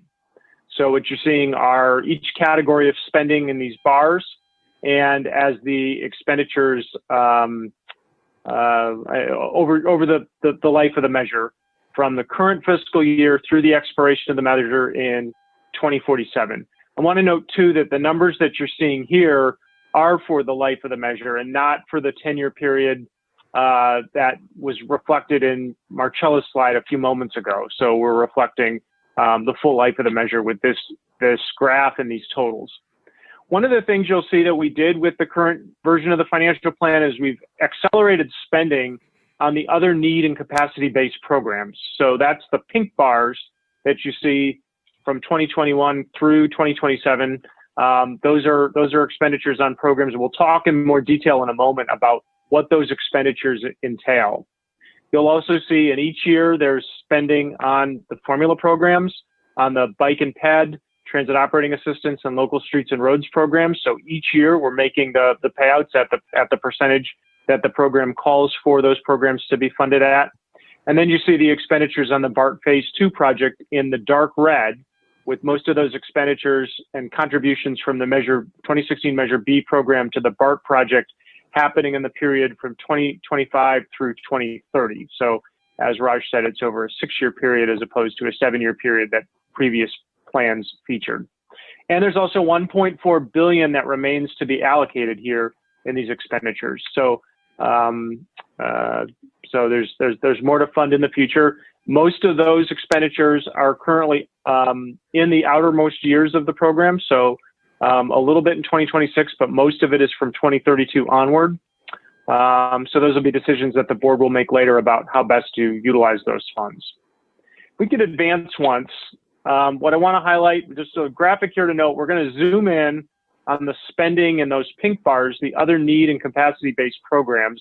I want to provide you some summary of how that $2.3 billion in spending on other need and capacity-based programs breaks out. So we'll go to the next slide, which provides a table that shows the spending on those projects. So the other need and capacity-based programs has 6 different categories. BART is one of them. And then the other 5 categories are shown up here on this slide. So you see the Caltrain grade separation receiving about $900 million, Caltrain corridor capacity at about $150 million, SR 85 corridor at about $230 million, county expressways at $236 million, highway interchanges at $842 million. So the total amount of spending on those 5 categories is $2.35 billion. And then, as I mentioned a moment ago, there's a remaining amount to be allocated over the life of the measure of $1.4 billion, which could, be spent at the board's discretion on these uses. You can go on to the next slide, and I want to show the percentage breakdowns on all these categories. So just to put it simply, the program revenues, and this is the spending from the sales tax measure, net of the admin and finance charges, is shown in this slide. So we can see the bike and pedestrian spending is at the 4% share that the ballot measure calls for. Transit operating assistance is at the 7.9% share. Local streets and roads is at 19%. So we're fully funding those three categories. There's the BART spending, about 22.3% of spending. The other need and capacity-based programs that are planned in this plan, and there's an allocation earmarked for them, 29.2%. And then that remaining to be allocated is 17.6%. So a decent share of funds yet to be allocated yet. I want to go to the next slide and would just note that we do have financing in the program in order to help leverage our spending. In order to be able to spend as much on those programs as the plan shows over the next 10 years, we need to borrow. So what we're doing is we're borrowing now, paying for those projects now, getting the benefit of less escalation because we're delivering those projects sooner, and then paying for that over time with debt. So no debt has been issued against 2016 Measure B yet, but this plan does make assumptions about when that debt might be issued. So we're anticipating in this financial plan approximately $1 billion in debt for other need and capacity-based programs, and about $1.6 billion for the BART Phase 2 project. The bonds from that debt would be issued from the period 2024 through 2031. We're assuming an average interest rate on that debt of about 2.1%. And then there's financing costs. So the interest payments we would make on that debt over the life of the measure is about $273 million for the other need and capacity-based programs, and about $410 million for the borrowing that is supporting the BART Phase 2 project. So the financing costs are basically proportional to the share of the proceeds that's going to each of those uses. I'm going to turn it over to Raj on the next slide to talk a little bit more about how the financing approach could be optimized. Thank you, Nate. Before I speak on this slide, I just want to make one point. This is about demonstration of the financial capacity to FTA in order to submit the EPD application, not just submit the application, so it'll be reviewed favorably. Does not mean that this is exactly how each program would be funded. Of course, those different scenarios will be presented to the board, hopefully at the board workshop later this month or in subsequent board meetings. For example, need capacity based. Again, as the name says, it's need capacity based. If there is no need, for example, if those projects get delayed or they don't need the cash specified in this spreadsheet of the model, then you don't have to issue debt, or you can issue debt later on.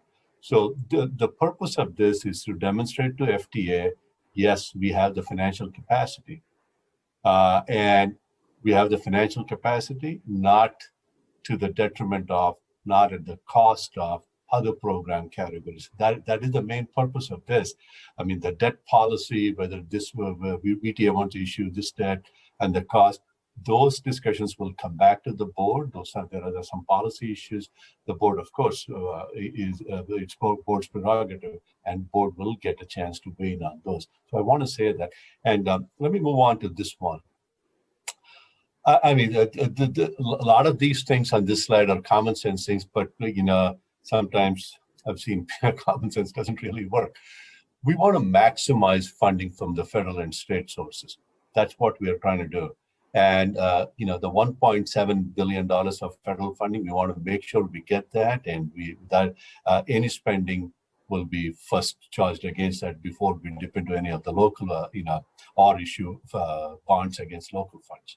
And second thing, there will be and there has to be active management of cash flow on the project. Slide 2 or 3, that the spreadsheet which Marcella went through had all the cash flow needs of the project.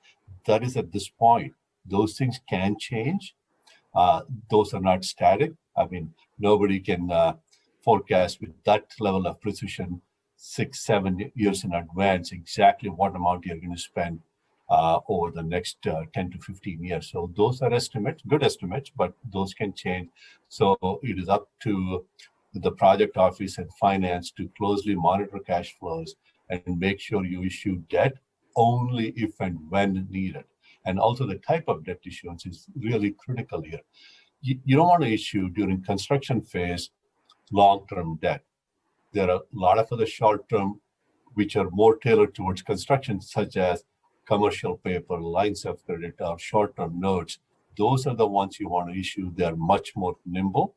You can issue them in amounts you need and when you need them, as opposed to getting stuck with a 30-year bond with really no use for that. People have done that. And again, once we go through finish the construction phase, those short-term notes can be rolled into midterm notes, which is either a 5 or a 10-year note, or to a longer-term bond to provide some certainty and interest cost.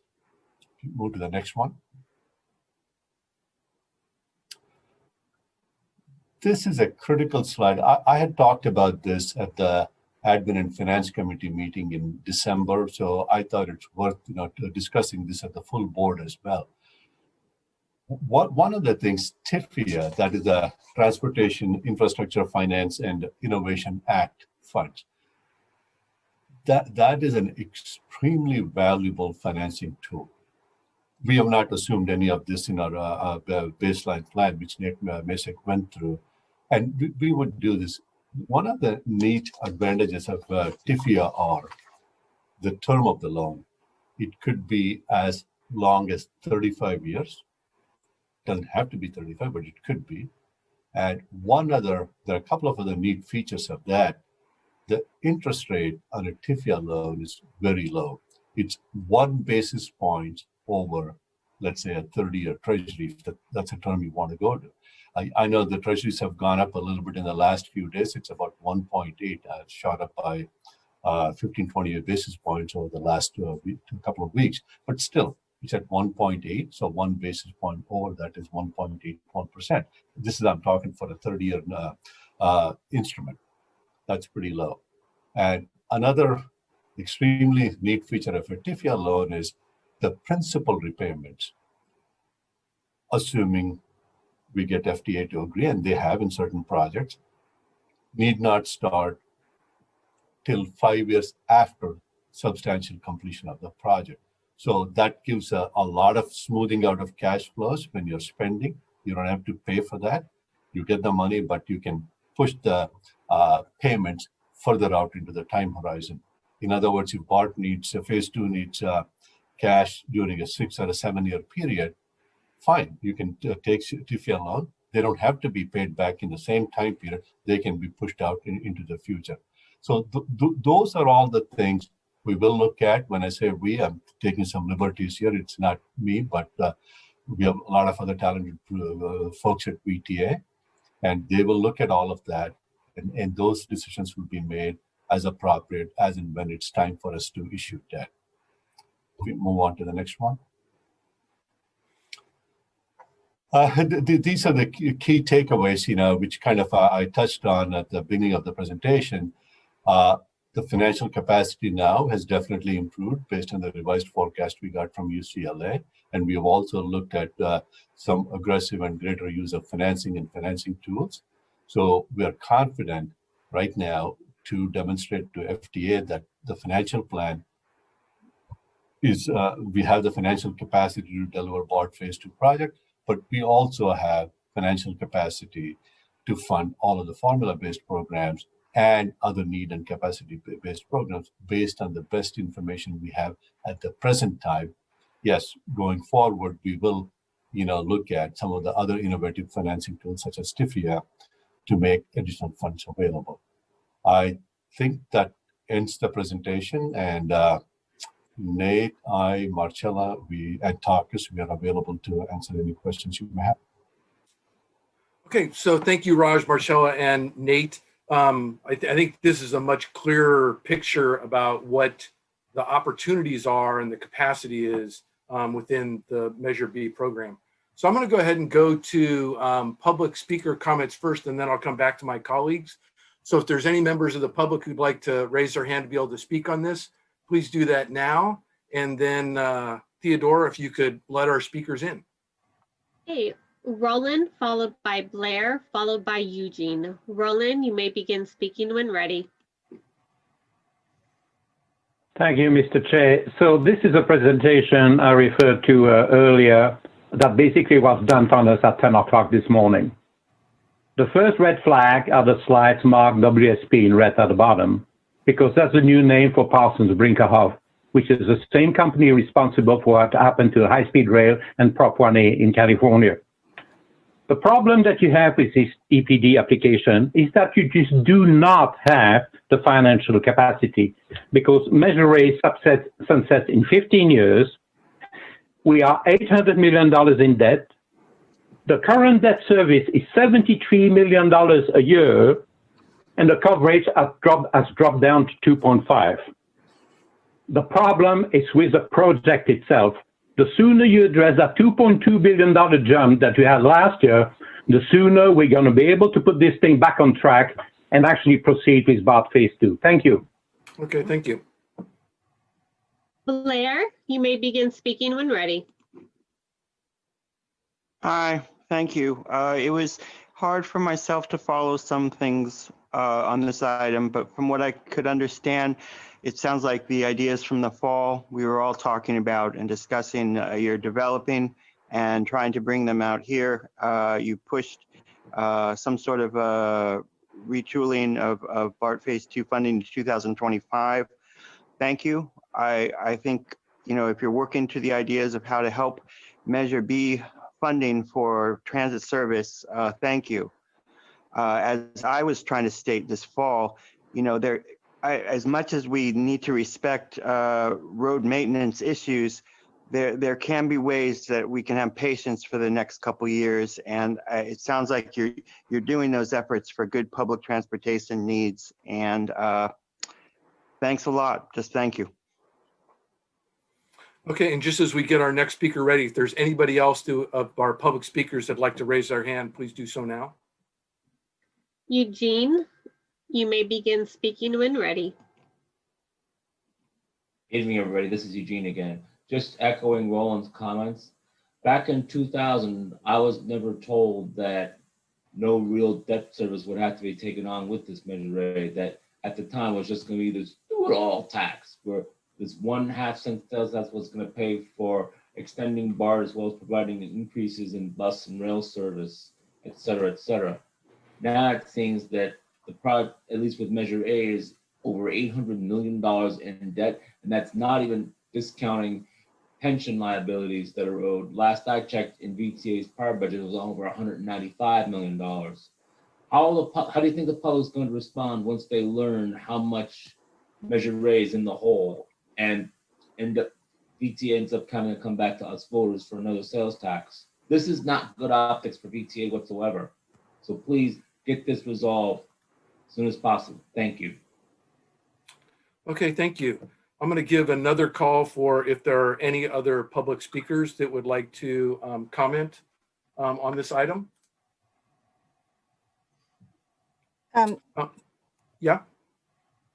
Yeah, this is Elaine from the board office. I just wanted to note for the record that this presentation was included in the PDF packet as of 1 p.m. yesterday afternoon. Okay, thank you for that clarification. Since I'm seeing no other public speakers, I'm going to go over to my colleagues and get their thoughts and questions. And if we can start with Member Abakoga. I'm sorry, Mr. Chair, but may I make just one comment in response to some of the public comments we got? Is that okay? I can wait too. That's fine. Yeah, let's go ahead and wait and see maybe Thank you. and if from the members here. So Member Abakobe. Chair, and thank you very much, staff, for this much more complete projection. I just had a question regarding, and it's on page 4. It's about the percentages and BART Phase 2 the 22.3% that's mentioned here, does that include the debt service costs, or would that be on the debt service on top of the 22%? I can respond to that. Not just for BART phase 2. In this model, if you will, or in this iteration, debt is contemplated to be issued for other program categories as well. So none of those in the measure, program tax revenues, as you said, see there, that's gosh, the fifth bullet, I guess. That's a defined term in the measure that excludes any administration and financing cost. So that's, in other words, the answer is no, it does not, because that's not the definition of program tax revenues as per the measure. So the debt service is on top of that then. Yes. And then I'm sorry, I'm trying to catch up or get up to speed, but you mentioned the P3 with partnership, and I was wondering what that, if you could describe that or fill me in what that entails. Sure, absolutely. That's one of VTA's proud accomplishments, if you will. We entered into a P3 agreement with Google. I don't know if it's either October or November, at least fall of last year. That would give us a benefit of about $75 million towards the project. It was a combination of three different things. One was all the entitlements on which Google had spent a lot of resources, time, and money on. That's one. The second thing, Google providing to the project during the construction period, interim parking. So that Google would be providing that. And the last component of that, there are many more smaller ones, but the three major, the last component was also the temporary construction easement.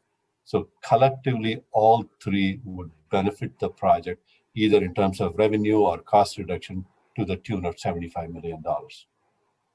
And Raj, if I can just add, doesn't the expedited delivery program require P3 components? So we have this P3 component, and then there are other parts as part of the project as well?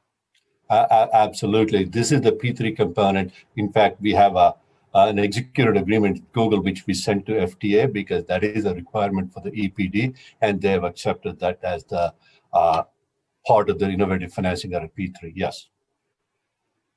Great, thank you. Yes, I know we've been, from my past tour, we were talking a lot about P3, and it's really good to actually see a project with that. So thank you. That's all my questions. All right, great, thank you. Member McAllister. Yeah, thank you, Chair. Staff, thank you so much for bringing out this chart. I was on a few conversations where people were very concerned about this, and I know this is a starting point, and it's a guideline, but it's has a lot more detail, and hopefully will make people feel a lot better about where we're going with this. But I do have a couple of questions, and I think Margaret mentioned it a little bit. But so before I ask the follow-up question, on the prior presentation from UCLA, the amount of money, do we use the net value, the $5.5 billion as our anticipated revenue over time? Is that correct? The 5.5 billion is the present value, or in 2017 dollars. On a nominal basis, it is $8.8 billion. The difference is, for example, we are in 21 now. Let's say we get $200 million on a 0.5% tax in 21, 220 in 23, and so on and so forth. If you add all of that up, I mean, if you go to 2047, that's when the measure sunsets. The current projection is we will get somewhere closer to $350 or $400 million in that year. If you add all of that without taking the time value of money into consideration, that's $8.8 billion. That's what we call the year of expenditures or year of receipts. But if you discount that back to 2017, that's 5.5 billion. Okay, thank you. And all of the costs, Mr. McAllister, all of the costs are all in year of expenditure. So if you want to compare that, the right number on the UCLA forecast to use would be the 8.8 billion. Okay. Okay, that was helpful. So if we go, okay, so I'm trying to understand again how debt is brought into this project. So when we looked at slide 7 where it had the pie, and if we put debt into that pie chart, what kind of a number or percentage would that show up on this if we're able to do that? That would be a wrong thing to do because that is not appropriate. The title says program tax revenues. That is the ceiling or the cap that's applicable to BART. As I said, that's a defined term which excludes debt. And after excluding debt and financing administrative cost, the cost for BART phase cannot exceed 25%, and it's well below that at 22.3. No, okay, so I understand that. Yeah. Well, I don't understand. I made a mistake on that one. So when you did the slide 4, like Mayor Abakoga said, it said net of administrative and finance costs. Correct. Where do we start seeing a full cost of, the example, BART, that includes the debt service and those? Is that? Yeah, if they can go to that spreadsheet slide 2 or 3, whatever we have. Keep going. Yes. That one there? Okay. If you see the debt service, by the way, that includes principal and interest both, not just interest alone. Because if you add up the numbers, it comes to 900 million. That's also repayment of principal. So that's where you would see, and as well as the administrative cost. So is that coming out of the 8.8 billion? That is correct. Oh, okay. Thank you. So that helps clarify. Also, just another clarifying question on chart number 6. It says SR 85 quarter, $230 million. I know it was in the Measure B, there was a number of $350 million. Is staff saying that to go with what we think is a project for SR 85 is only going to cost $230 million? No, this is based on the information we have received that from various discussions. Marcella can amplify on that with whom she had the discussions with. What is required on this particular program over the 10-year period? Okay. And also what is critical, I think, for everyone to focus is the last line on this. We still have $1.4 billion left to allocate. Okay. Capacity, let's be clear. Yeah. Without 30 years. Yeah. If Marcella could just, very quickly, Marcella, if you could just illuminate on the whole issue of who you spoke to and what they said they really need.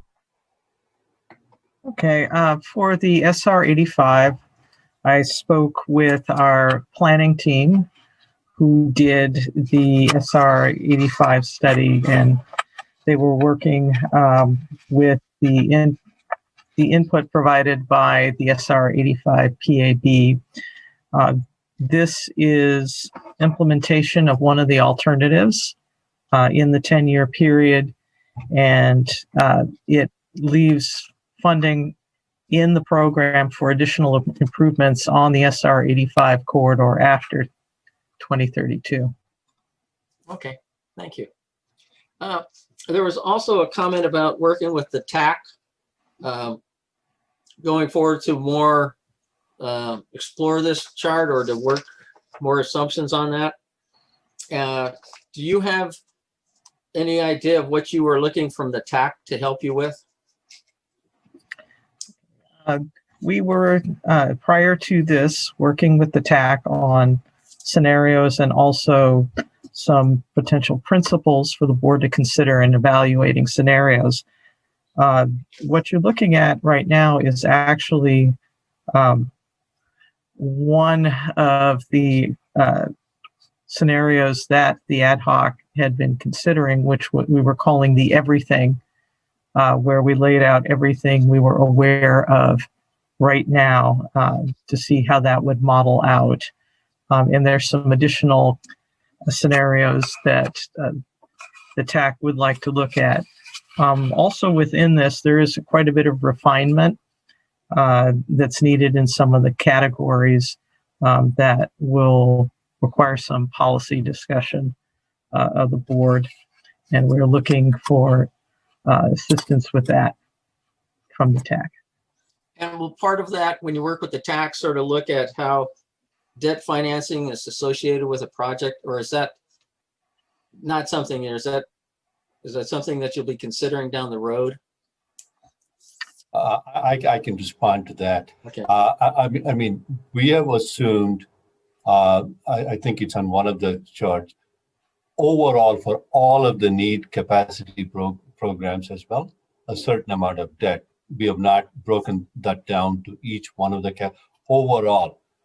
It is contemplated, assuming this ends up being the final one, which I doubt, because, as I said, the purpose of this is to demonstrate to FTA, yes, we have the financial capacity without harming other programs and all that. In reality, if timelines or the cash flow needs of the other programs change, then debt issuance could be reduced, or some of the innovative financing techniques I talked about, then the cost of financing could be considerably lower, or principal repayment could be pushed to much further in the time horizon. So none of these, so there are a lot of puts and takes that we need to refine.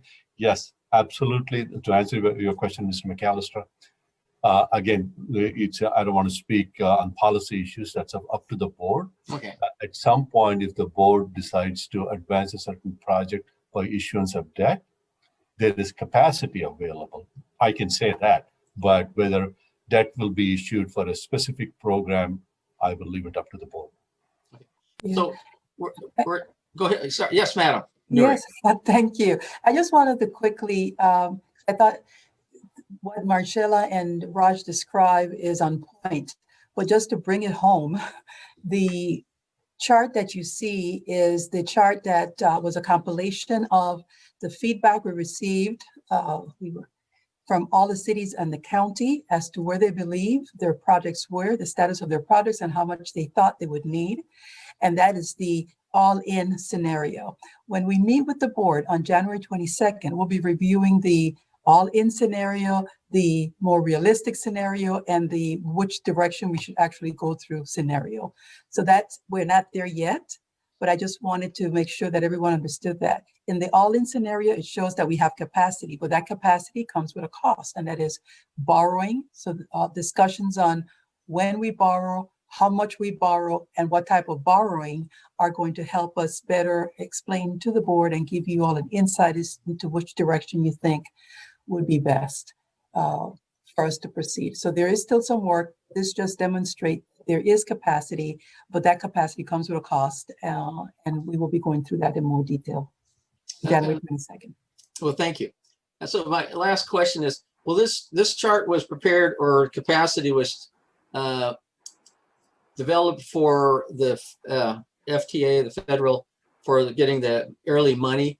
Will this chart then change over? I know it's going to morph in the numbers, but will the basic concept change when it goes actually to doing the projects and forecasting the projects, or it goes to the board for prioritization? Yes. I mean, will it change? The answer is yes. What components? Again, if do we really need exactly $600 million in 2028 for BART phase 2? That's a current estimate. That can change. It could be less, or take any other thing, right? So based on all of that, yeah, it could change. And some of the policy issues on how to allocate to which program when, those are policy issues. The board certainly will have a say, and board is the right body to make that determination. Okay, no, thank you. I know the numbers were going to change. I was just thinking if the broad thing, but no, this is, I think this is going to be, I know it's going in the right direction. I thank Nuri and her staff and Marcella and Deborah for all that, because it does look like, hey, we're getting some more detail, and that should probably make a lot of cities happier. So thank you for the presentation. Okay, thank you. Next on to member Paul. Thank you, Chair. So I have 3 brief questions. The first one, and I'm just trying to get a clarification if I understood a point provided in the presentation, is the recommended idea for debt financing basically to track sort of proportionally with how the allocations are made in their original proportions between need capacity programs, formula-based programs as well as the BART extension, or is there a different kind of mix of programs that we're thinking about in terms of kind of like this, albeit policy directable in the future, but this current position and thinking of how we allocate the debt financing proportions. Is it basically, we're thinking, let's try to spread this out among all the various programs that we have defined in Measure B? Sorry, I was on mute. I mean, debt issuance is need-based. In other words, you would issue only if there is a need. For example, I mean, there are many factors that go into that. Actually, that's an excellent question. There are a lot of factors that go into that. For example, let's pick any one just for discussion purposes, any one of the program. Let's take Caltrain grade separation. If the project is ready to go, quote unquote, shovel ready, if you will, and the only constraint at that point is availability of funds for the project to proceed, then there are a few things that the board will have to consider, and the staff will bring certain recommendations. Number one, do we have money to fund that project, which is shovel ready to go, grade steps, without incurring debt? That's the first thing. Any finance person will have to do that. If the answer to that is no, okay, we may have to issue debt. If debt has to be issued, what kind of debt, at what cost? Then balance that against the inflation in the construction cost. Let's say if you delay a project by a year, I mean, at least under the current economic scenario, construction costs are going up at a higher clip, if you will, than the cost of debt. Even a long-term debt, VTA can issue tax-exempt debt. Even a long-term debt, we can issue around 2%. But the construction cost inflation is higher than that. So delay of any program, doesn't have to be BART, doesn't have to be grade step, any program has a cost.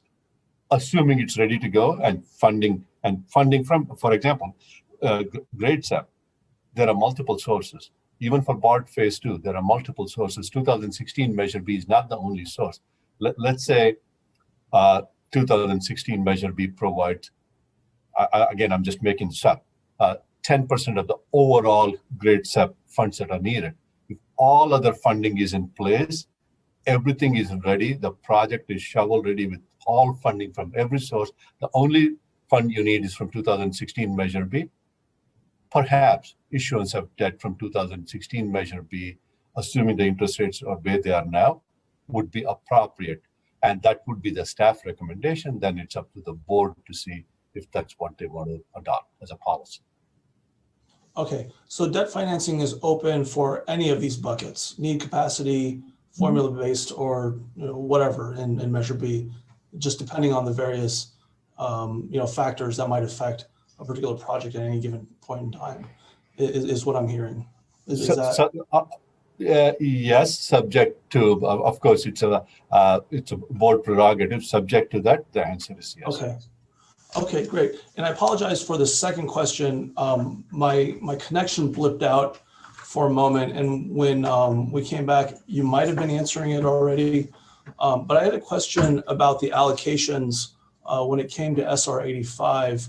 And I think what you might have been answering was how they might have been recommended according to the PAB.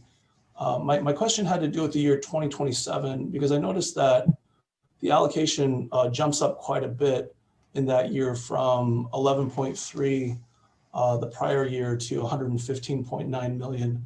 So what was the thinking behind that timing, and how does that originate? That would be the year that the major construction contract is issued. Okay, based upon what scenario? Based upon what would be a normal project delivery schedule. So there's a very clear path for capital projects. They go through an alternatives analysis, then they go through an environmental phase, preliminary design, a final design, right of way if necessary, and then construction. And the big expenses are usually in construction. So you see a very slow start to expenditures and cash needs, and then it ramps up. You see a peak, and then it tapers down. Got it. Very quickly. That's a normal profile. Okay. Okay. And it's noticeable because this is essentially primarily a one project program, although there are other efforts going in. They're much on the noise reduction. They're much, much smaller. I see what you're saying. Okay. Okay. Okay. And then my third question, I think mostly was covered by Member McAllister's questions, but kind of following up on the idea of board policy and trying to prioritize projects within programs. Would there be a possibility, prior to kind of getting our policy evaluation on it, to run details like this, such as how we prioritize projects within programs through the TAC, since they're kind of the technical people that represent our respective jurisdictions, in addition to the questions on ordering of debt and ordering of how we allocate according to projects and programs, or projects in addition to programs. I mean, typically a staff recommendation does take all of those inputs into consideration. So whenever we recommend something to the board, I just want to be clear, this is an information item, and I've said this a few times. Now I'm making it sound like a stuck record now. Sure. This is to demonstrate to VTA that we have the financial capacity. And let me say this. So we want to stress the model, because VTA will ask us all this. Hey, what if you have to fund, there are 9 program categories in 2016 Measure B. If you have to fund it, can you still deliver BART Phase 2? If you have to fund that, that's why we want to stress the model, if you will, to see, yes, all of that can be done, and we can still have we still have the financial capacity to deliver BART Phase 2. And reality could be something, definitely it would be a little different. How different it would be, it all depends, over the next 3-4 years, sales tax receipts, project readiness, and definitely board policy issues. And I think one of the things that got missed out in one of these slides, we talk about, with all this, we still have $1.4 billion left to allocate, which the board can allocate based on either need or policy considerations and so on and so forth. So not every penny is being allocated in this, but we have taken the best input we have to stress the model and see, with all this, can we still do it? The answer is yes. That's what we wanted to demonstrate to VTA, and we should be able to do it with this, and we'll still have funds left over for the board to allocate as they deem appropriate. Thank you very much. Those are my questions. Thank you. Member Liccardo? Thank you, Mr. Chair. And Raj, thank you for taking the time to talk with me earlier today about the spreadsheet and other elements of this. Can you help me understand to what extent the TAC has already provided clear guidance about project readiness? To what extent that's really informed the numbers that are going in here? Or are there just some sort of base, broad assumptions being used about, which highway projects, which grade separation, so forth? I'll answer part of that question, and then I'll turn it over to Marcella. For example, the formula-based programs, that's based on the formula specified in the measure. The first 3, the local streets, right, the bicycle and pet, so those are all based, so there's nothing there. And highways, which you mentioned, that's those programs or projects are being executed by VTA staff under their direction, and they have given us the cash flow needs for that. So that, and BART Phase 2, of course, came from our program Chief Takis Salpayas. And the other ones, let me turn it over to Marcella. I'm going to expand a little on the highway program. It's not just the projects that are being delivered by VTA, though those are the majority. It also includes the city projects And where these numbers come from are the programs that the cities and VTA are already working on. The highway program is an interesting one because based on the needs they've provided us with so far, we actually max out the program in 2027. And these are projects in all phases of delivery. So backing into your original question, the TAC ad hoc has talked about applying stage of project delivery screens, but we have just begun that discussion. It has not been applied to these estimates. And that's true for many of the other programs as well. We took the information we were given.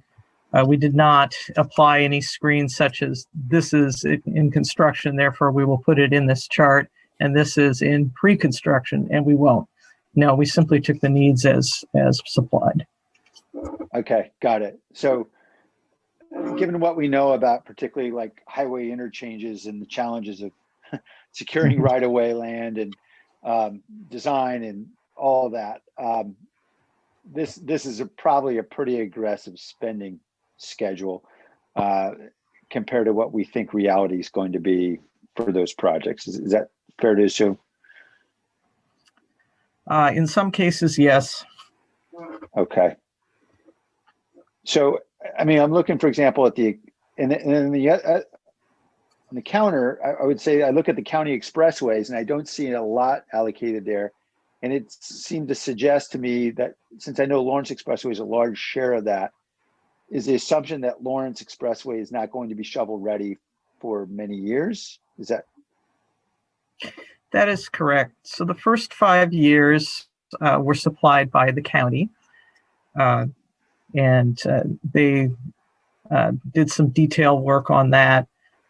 The remaining years, they are still working on, but in order to have a more accurate picture, we made some in-house made some estimates about what it would take to get the Lawrence Expressway funded through design. So that's what you're seeing from 2027 on, and construction is hanging out conveniently just outside of the 10-year period. Okay, that's helpful. Thank you. And then Raj, with regard to TIFIA and the eligibility for that, I know we've used it before, but how confident could we be that TIFIA would be available to us? For example, for BART or for, grade SAPs or anything else? I mean, for BART, definitely. I'm more than reasonably confident it would be available.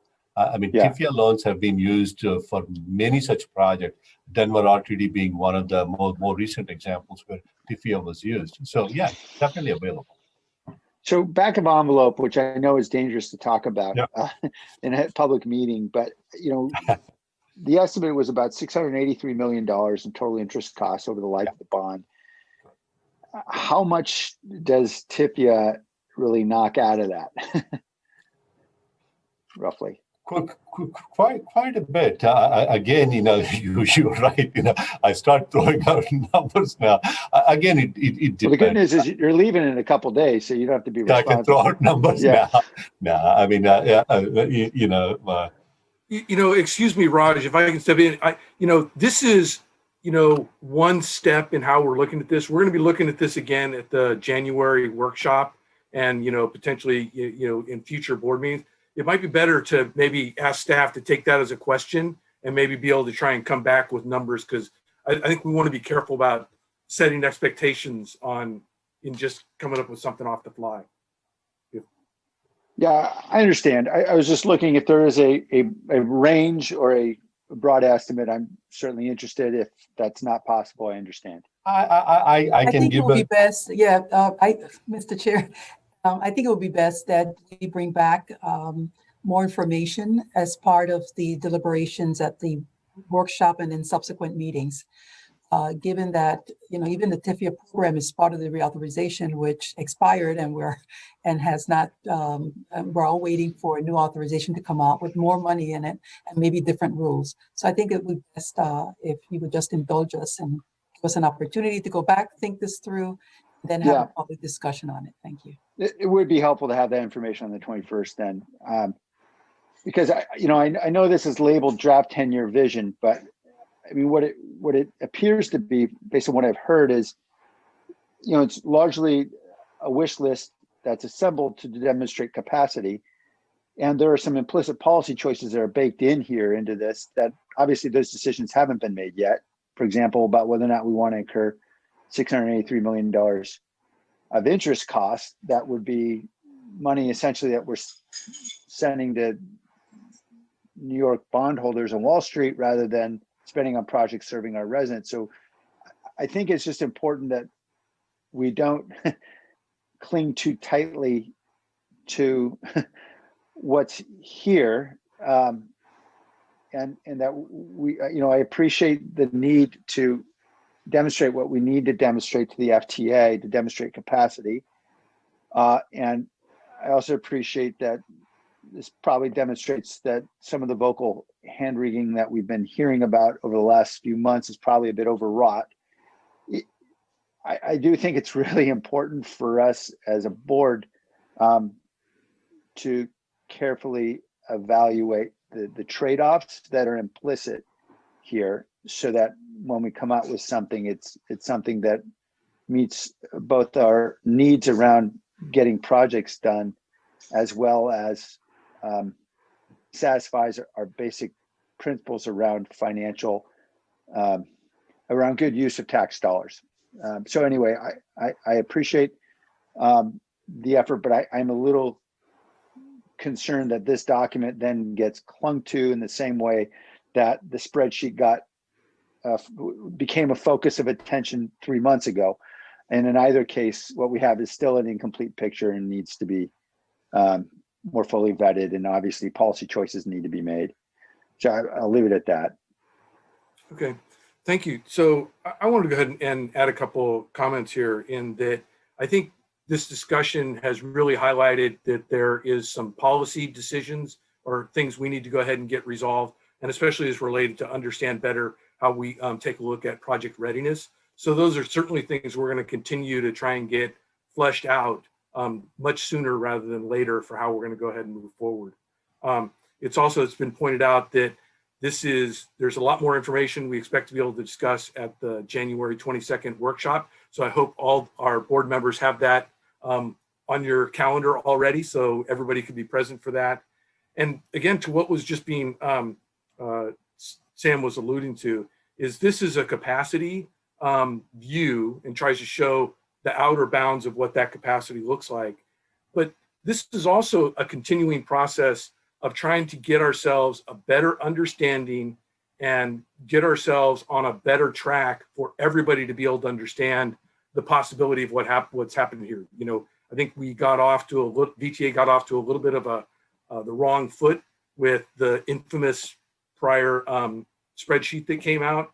And I hope this is able to show that VTA, heard a lot of information and, comments, and is trying to, give more detailed information about what's going on. Member McAllister and Ricardo, do you guys still have your hands up? I'm going to take that as a no. Are any of my other colleagues, do you have any any other comments or questions? Raj or Nuria, anything else you'd like to add here? There was one point, Mr. Chair, I just wanted to add in response to one of the public speakers. This is about 2000 Measure A. Nate, I'm assuming you're still on. Nate Masick? I am, yeah, let me get off mute. Okay, the question I have, I know the answer, but I want to hear it from you. When you ran the model, you took all of the known committed expenditures on 2000 Measure A, specifically the debt service and the debt we have issued to date, and made sure you have allocated allocated for those expenditures to be made, and then looked at what is available to fund BART Phase 2. Can you? That's correct. Our approach is always to pay the debt service outstanding first, because that's VTA's first obligation, is to pay the debt that it owes, and then to look at the remaining capacity of future revenue streams and what that could contribute to the project. So we do that both for Measure 2016 Measure B contributions to the BSP BART Phase 2 project, and for the 2000 Measure A contributions to BART Phase 2. It's a similar approach for both measures, to pay the debt service first, then figure out what can go to the other projects that are part of that program. One other thing, yes, thank you for that. The second question, same on that. Besides debt service, you have also taken into consideration some of the expenditures that have been committed to for the 2000, such as we do use a fair portion of that for transit operations. You have made sure you have accounted for all of those. That's correct. So the debt service is the first priority, then the amounts for transit operations, which tend to be paid on an annual basis and in an even percentage amount. And then in the case of Measure B, the other formula programs like Bike Ped and local streets and roads come off the top. And then you figure out what's available for capital projects after those. Thank you. And one last point, Mr. Chair. There was some discussion about the unfunded liabilities of the pension. Depending on which pension plan we're talking about, we are at least 72, 70, 73, 74% funded. That's one of the, we are, if not in the top 10, at least top 20 percentile across the country. That's a pretty good funded ratio. If you look at all of some of these obligations, long-term obligations, pensions, OPEB, that's a healthcare cost. VTA is in a much better shape compared to its peers. And on the OPEB front, maybe I did not, or I have not spoken enough on that.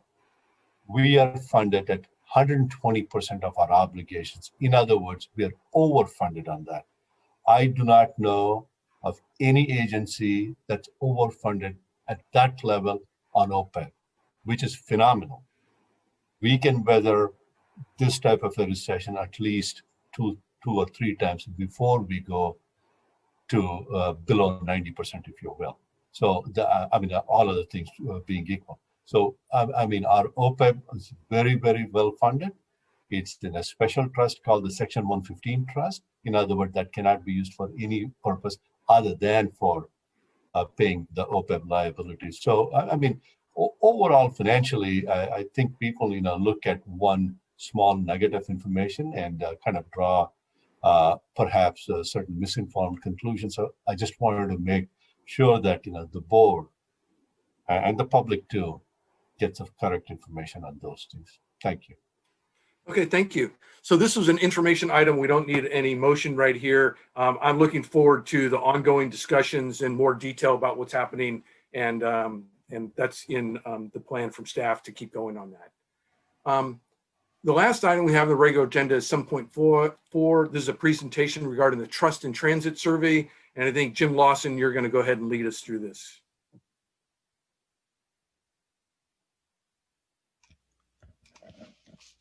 Sorry, Mr. Chairman. We're all good.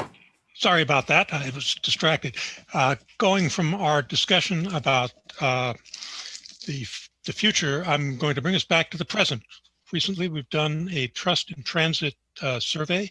And the reason we've done that is, as everybody is well aware on the board, This has been an incredible time for public transit as well as everybody else. But the men and women of VTA have worked incredibly hard to try to find ways to continue to provide service to the people who need it most. And what we wanted to try to do, even in this very difficult environment, was to try to find out what are the things that work and what are the things that don't. So in October, we embarked on a public survey to determine if these policies and procedures and how they're being communicated are enough to assure our customers that public transit is safe and a good form of mobility. So we did this internally. We did not go outside for a change, but we decided to do this internally.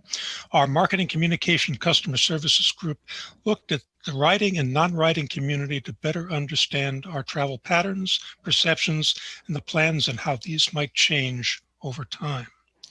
The survey was launched on October 16th, and we utilized SurveyMonkey and administered it through November the 30th.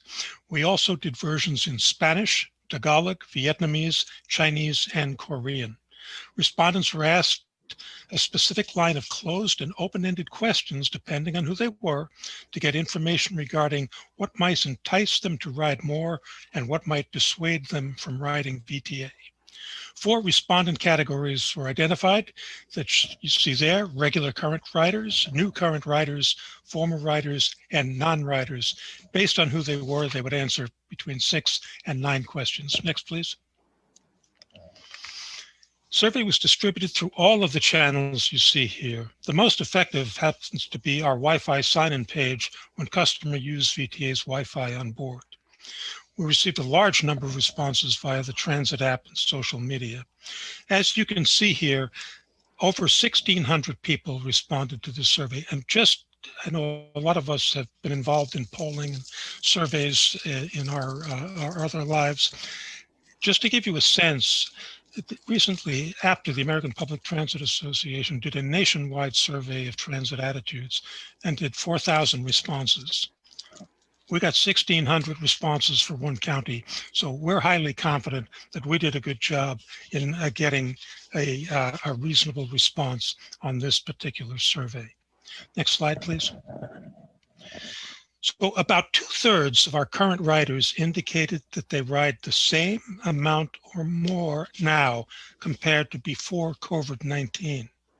Almost 25% indicated they ride more, and there was only a small percentage that said they ride less. Next slide, please. So why the change? If the respondent indicated a change, they were then asked open-ended follow-up questions as to why. These unprompted responses fell into these 5 categories, 75% of which are factors that are not within VTA's control. And for example, they changed to work from home, schools were closed and they're working from home, job loss. Other answers were more in the personal category. However, 17% stated that operations, which VTA does control, was the factor, ranging from buses being too full or not up to cleanliness standards. Next slide, please. So what factors were there in your decisions to ride? This question asked respondents using, again, a pre-selected list of factors, which we did rotate. They did not stay up in the same order, if each of these were important factors in their decision to ride or use VTA. These were the top 6 factors, cleanliness being a factor the most often cited, followed by having and enforcing our mask policy and social distancing. Next slide, please. Respondents also chose from a pre-selected list of factors to answer whether any of the options would prompt them in their decision to ride more. And this is critical. More frequency was at the top of that list, followed by real-time crowding information, which VTA began offering in early October via our transit app. Better sanitation efforts on the vehicles and facilities was also at the top of the list, along with better enforcement of mandatory policies. Next slide, please. Why did people stop riding? The biggest issue was fear of COVID, followed by switching to distant learning, working from home, or car commuting was better and more widespread because there was less congestion on roadways. Other reasons that, and next slide, please. Other reasons why riders stop riding. They were asked, these were non-riders, they were asked the number one reason why they do not currently ride VTA. And responses can be divided into the following rankings that you see here, two of which are more or less in our control, operations and safety, and the other three are not. It's not to say we're doing a poor job in these categories. What it does is it indicates what is most important to those who have a choice or are non-transit dependent riders in order to ride VTA. Next slide, please. It's clear that COVID-19 appears prominently in many of the responses and seems to affect existing and former riders alike. Current riders confirm that the priority placed on enhanced cleaning measures, mandatory mask and social distancing requirements, and improved service frequency is ensuring the confidence needed to remain on public transit. Excuse me. So to recapture former riders, we should focus on high quality service, emphasizing additional frequency on our most popular and therefore more crowded routes. This is the key to building both a trust and an operational efficiency reliability goal for VTA. VTA is safe and clean. Continued emphasis on cleanliness and on vehicles and other assets, the clear message that we're committed to safety by doing our part. And I'm sure the existing members know, but the new members may not. Each VTA vehicle has masks on board for distribution to riders, as well as hand sanitizers. Our current marketing efforts are aimed at thanking our riders for trusting transit and highlighting this community for their determination and continued patronage. This feedback has been incredibly valuable because not only is this poll internally consistent in the feedback that we've gotten, it also aligns very closely with the presumptions that we had when we instituted the activities that we've started on. We believe that this is a good methodology for further keeping in touch with our customers and truly understanding the voice of the customer. And I do really want to thank my team for the outstanding effort they did in putting this together in the time frame that they did, in the quality that they got, and the results that we have. With that, I'm happy to answer any questions. Okay, Jim, thank you very much for all that information, and thanks for the great work by your team. I'm going to open it up to public comments right now. Theodora, if you could let our speakers in. Yes. Blair, you may begin speaking when ready. Hi, thank you. I've been really impressed through this COVID period of our lives, how much the VTA can offer kind of a community morale, for the whole county. And, I'm a real strong believer that there shouldn't be bus fares, and that, it can be a pay as you, an honor pay basis. And the fact you created the bus rollout plans, and the ideas of just being more open and transparent with the public and learning how to do that and sharing, your budget plans and things like that. I think those are factors that can really help contribute a lot to good practices and just a better way we can all work in this time of COVID. And I think it will introduce to ourselves a good way of thinking as we come out of this era of COVID. So thanks to these efforts and good luck in your work. Thank you. Okay, thank you. I'm not seeing any other speakers raise their hands, so I'm going to close the public comments and come back to my colleagues. Do my colleagues have any questions or thoughts? Member Constantine. Thank you, Chair. Jim, could you talk to how the survey answers are used in forming VTA programs going forward? That's a great question, Rich. And this is something that we share with the other departments, with the operations department, with the transit operations planning department. And I do have to say that our friends in transit operations planning were very happy to hear that what they thought was working was actually what people wanted to see. So to the extent that we are able, we publicize this, but we also internalize it to make sure that the people who are putting bus service out on the road, driving those buses, cleaning those buses, refilling the mask containers. No, this is important. Great. Thank you. Thank you.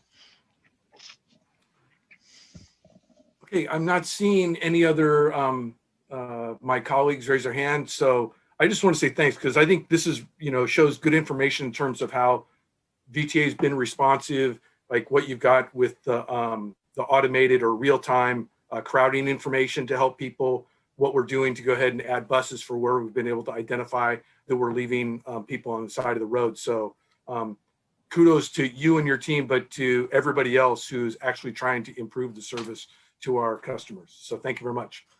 So this was an informational item. We're going to move on. We're now moving to item 8, other items. 8.1 is the general manager's report. Nuria, do you have awesome stuff to share with us? I have 3 things that I want to share with you, and then one of my team members will cover the last one. But thank you very much, Mr. Chair. As you know, during this pandemic and with the growing reports of COVID variants throughout the country and right here in California, we have continued to not only follow the CDC guidelines, but the public health officers' orders, as Jim described, and the feedback that we're getting from our customers is very important. So it's not only putting out the word, but making sure that people understand that we're going to continue delivering that service and doing everything we can to reduce pass-ups and ensure that all those who need to get to their destination will have a bus or a rail that will get them there. So top of mind, of course, with this pandemic is for many of us in customer-facing roles in transportation sector is the question of when we're going to get vaccinated. So I'm going to be covering updates on the on COVID and what we're doing within VTA, and then I'll talk about human trafficking, and then lastly there'll be discussion on the Blue Ribbon Task Force, and I'll get into that later. So I think this is a good opportunity for me to amplify the message that from County Executive Jeff Smith, which reminded us that yes, COVID vaccines have arrived, but those doses are for individuals who are eligible under phase 1A under the CDC's vaccination schedule, which means that it's healthcare personnel, residents, and residents of long-term care facilities. This is important because I've been getting a lot of questions as to when we're going to be vaccinating here at VTA. So the next phase, which will be phase 1B, is for frontline workers and transit, which includes transit personnel and persons that are 75 years or older. And then there's a 1C after that. In the meantime, we're going to continue to follow all safety protocols to prevent transmission of the COVID-19, not only at our work site, but then, of course, on our system, because that's where we're moving people, and we want the trust of the public to continue so that we can rebuild our ridership.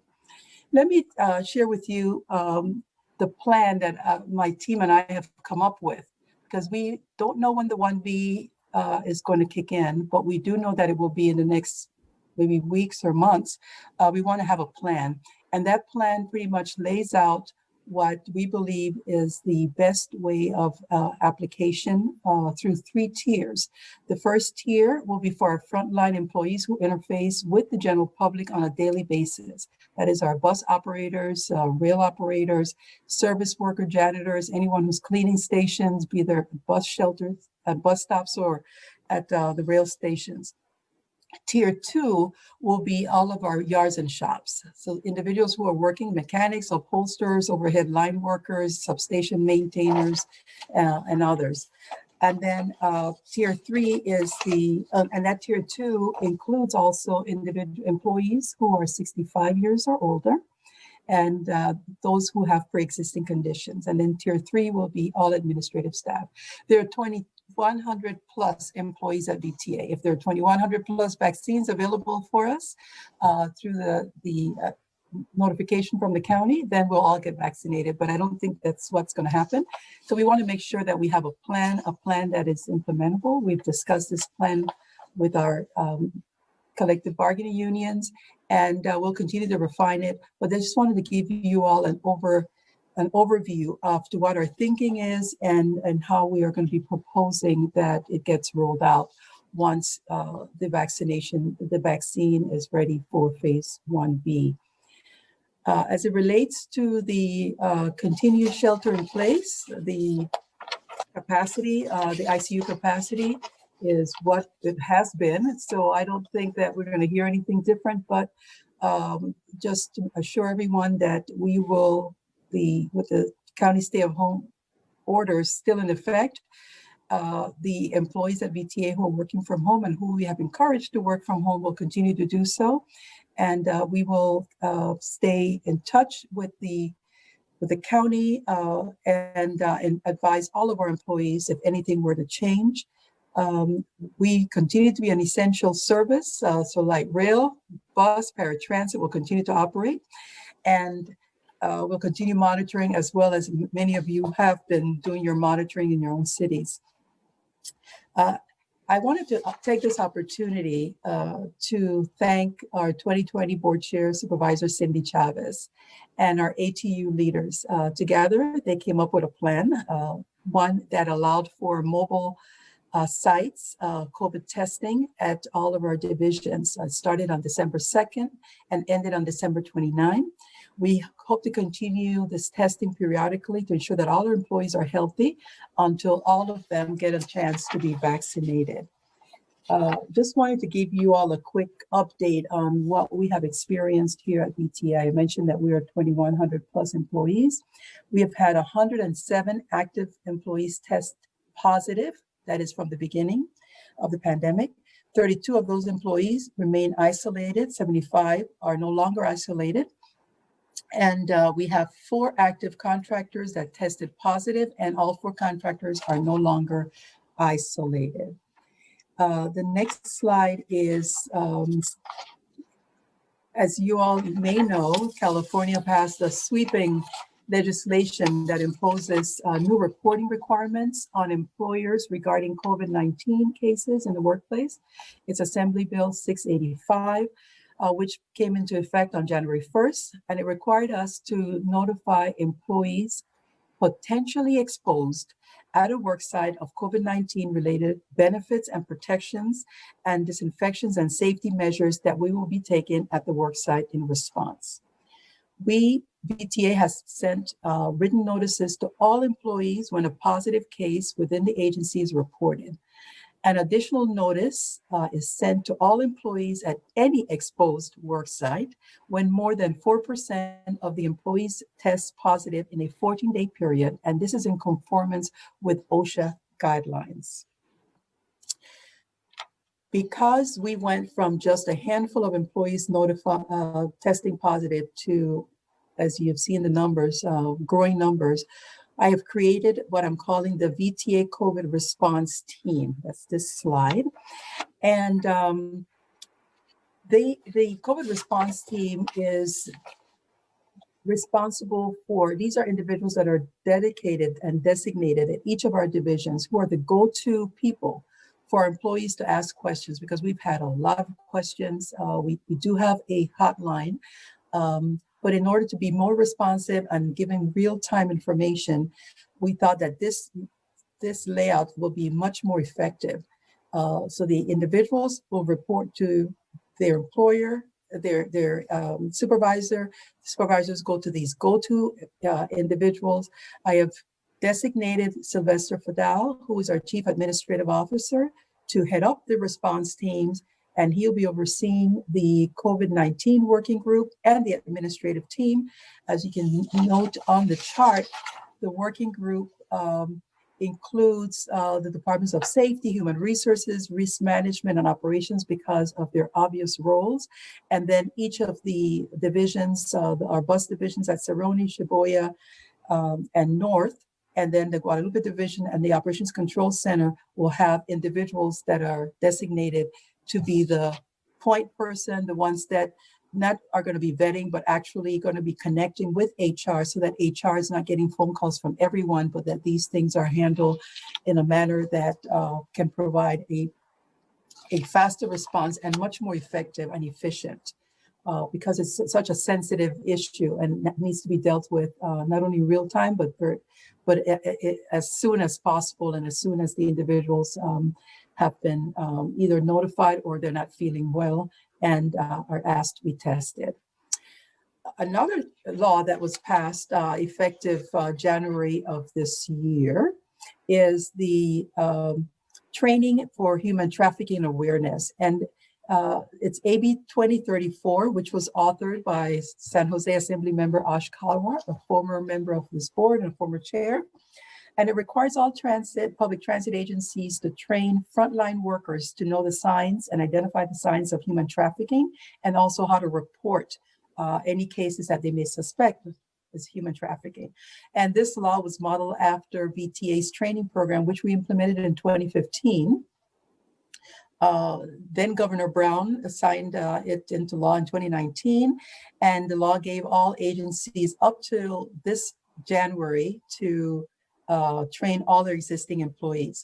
So what have we been doing since then? We make sure that any new employees, as part of their new employee orientation onboarding, receive the training on human trafficking. And we've also uploaded the training online onto our intranet, our internal hub website for all of our employees, so that they can take a refresher on the human trafficking. So we have it available at all times, and making sure that new employees, it's also a required training for our bus and rail operators as part of their certification, their mandatory annual certification. So that is my update on COVID and human trafficking. And now I'm going to ask Scott Hayward, who is our Deputy Director of Transit Planning and Capital Development, to give you all a report on the Blue Ribbon Transit Recovery Task Force, MTC's Blue Ribbon Task Force, and this new regional transit coordination, which is part of the third phase of the commission's and the task force responsibility. So Scott, you can join us. Oh, I see you there. Thank you. I'll turn it over to you. Great. Thank you very much, Nuria, and good evening to everyone.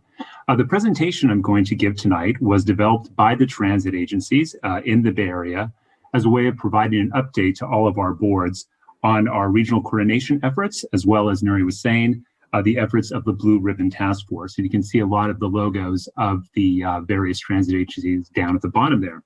We have customized this just a little bit, so it is just customized for VTA. So just real quickly, here's an overview of the presentation today. Under transit coordination, I'm going to be talking about some of our shared goals, as well as the coordination that we're doing as transit agencies and our ongoing efforts that we have. Under governance, I'll be talking about the Blue Ribbon Task Force, as well as the Transformation Action Plan they're working on, and existing authority of the transit agencies, as well as funding. And then under network management concepts, we'll provide an overview of the different management options that we are looking at. Next slide, please. First of all, the transit agencies have developed shared goals, and they are listed on the screen here. The first one is to restore and increase Bay Area transit ridership. And this is, of course, in light of the massive reductions in passengers that we have as a result of the COVID pandemic. We're also looking to enhance the overall function of transit systems to create an integrated regional network. We also want to create a world-class network that is more understandable, reliable, frequent, effective, and easy to use for all customers throughout the Bay Area. We also want to ensure that the region's transit network is accessible and affordable to everybody. And finally, we want to ensure that the new regional integration strategies that can be advanced without negatively impacting riders that depend on the local services that we do currently provide. Next slide, please. So what are we doing today? Well, we are coordinating as transit agencies really at an unprecedented level. We have regular coordination meetings that involve multiple disciplines throughout our agencies. Some examples include that the general managers now meet on a weekly basis to discuss policy and regional issues.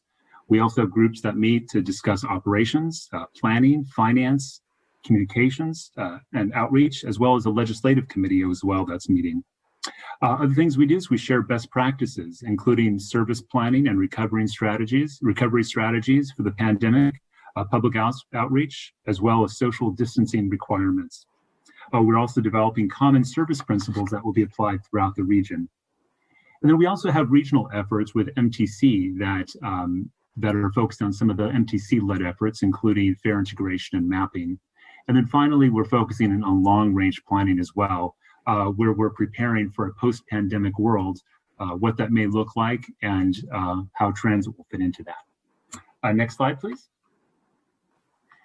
So what are we doing specifically? On the screen here, you'll see 5 different items. It's a little difficult to read, as I see, as the words are broken up a little bit there. But I would like to talk about 5 of the ongoing efforts that we have.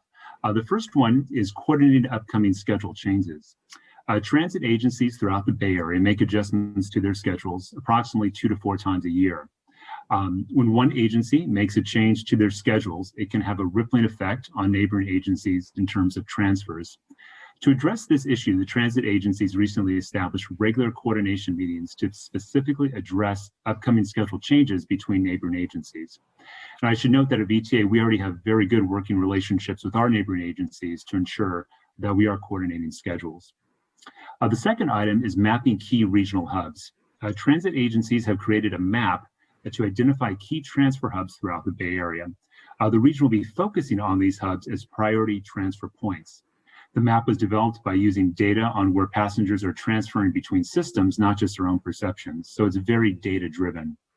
With so many transfer spots throughout the Bay Area, this map of key hubs represents the ones that we will be focusing on as a region. A third is in-depth studies. In this area, we are taking a deep dive into a single station. The study is starting from the passenger experience, and we are looking at all aspects of a possible trip at that station, from the physical environment, from what they see when they get off a bus or get off a train, to the signage, walkability, and schedule coordination between different providers. This will allow us to better plan and schedule services at the station and improve the passenger experience. The initial study is a pilot, and we selected the El Cerrito BART station because of its complexity and high passenger usage. If the data from the results from the study prove useful, we will move forward with additional studies. The fourth area is utilizing technology, and this is an area that is still being developed by our service team. But essentially, we're asking the question, are there technology tools available that would allow us to use big data and to help us better understand scheduling issues? MTC has developed an initial tool that we will be exploring and working with in the coming months. Finally, is to align our sign-up calendars.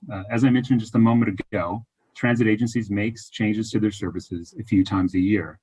The dates for the changes are often part of the bargaining agreement, or part, I should say, of the bargaining agreement that we have with our unions. However, these dates vary from operator to operator. Under this effort, we are working to establish uniform dates throughout the region, and we're looking at possibly the months of January and August. This would allow in far better coordinated schedules, but it would not only result in far coordinated schedules, but would also result in predictable schedule changes for passengers as well. Next slide, please.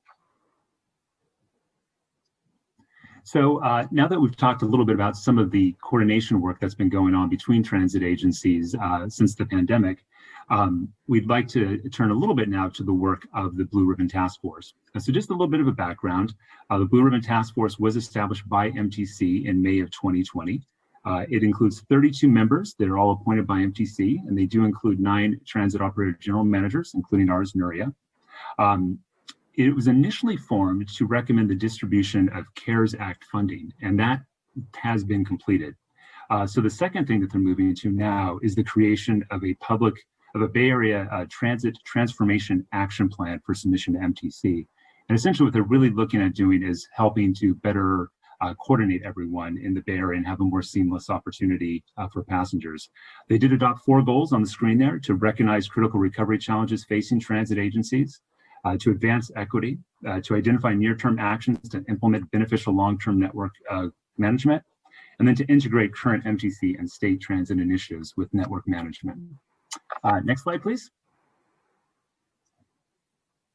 So as the Blue Ribbon Task Force considers the Transformation Action Plan, one key component that they're going to be looking at is governance and how it relates between transit agencies and through MTC.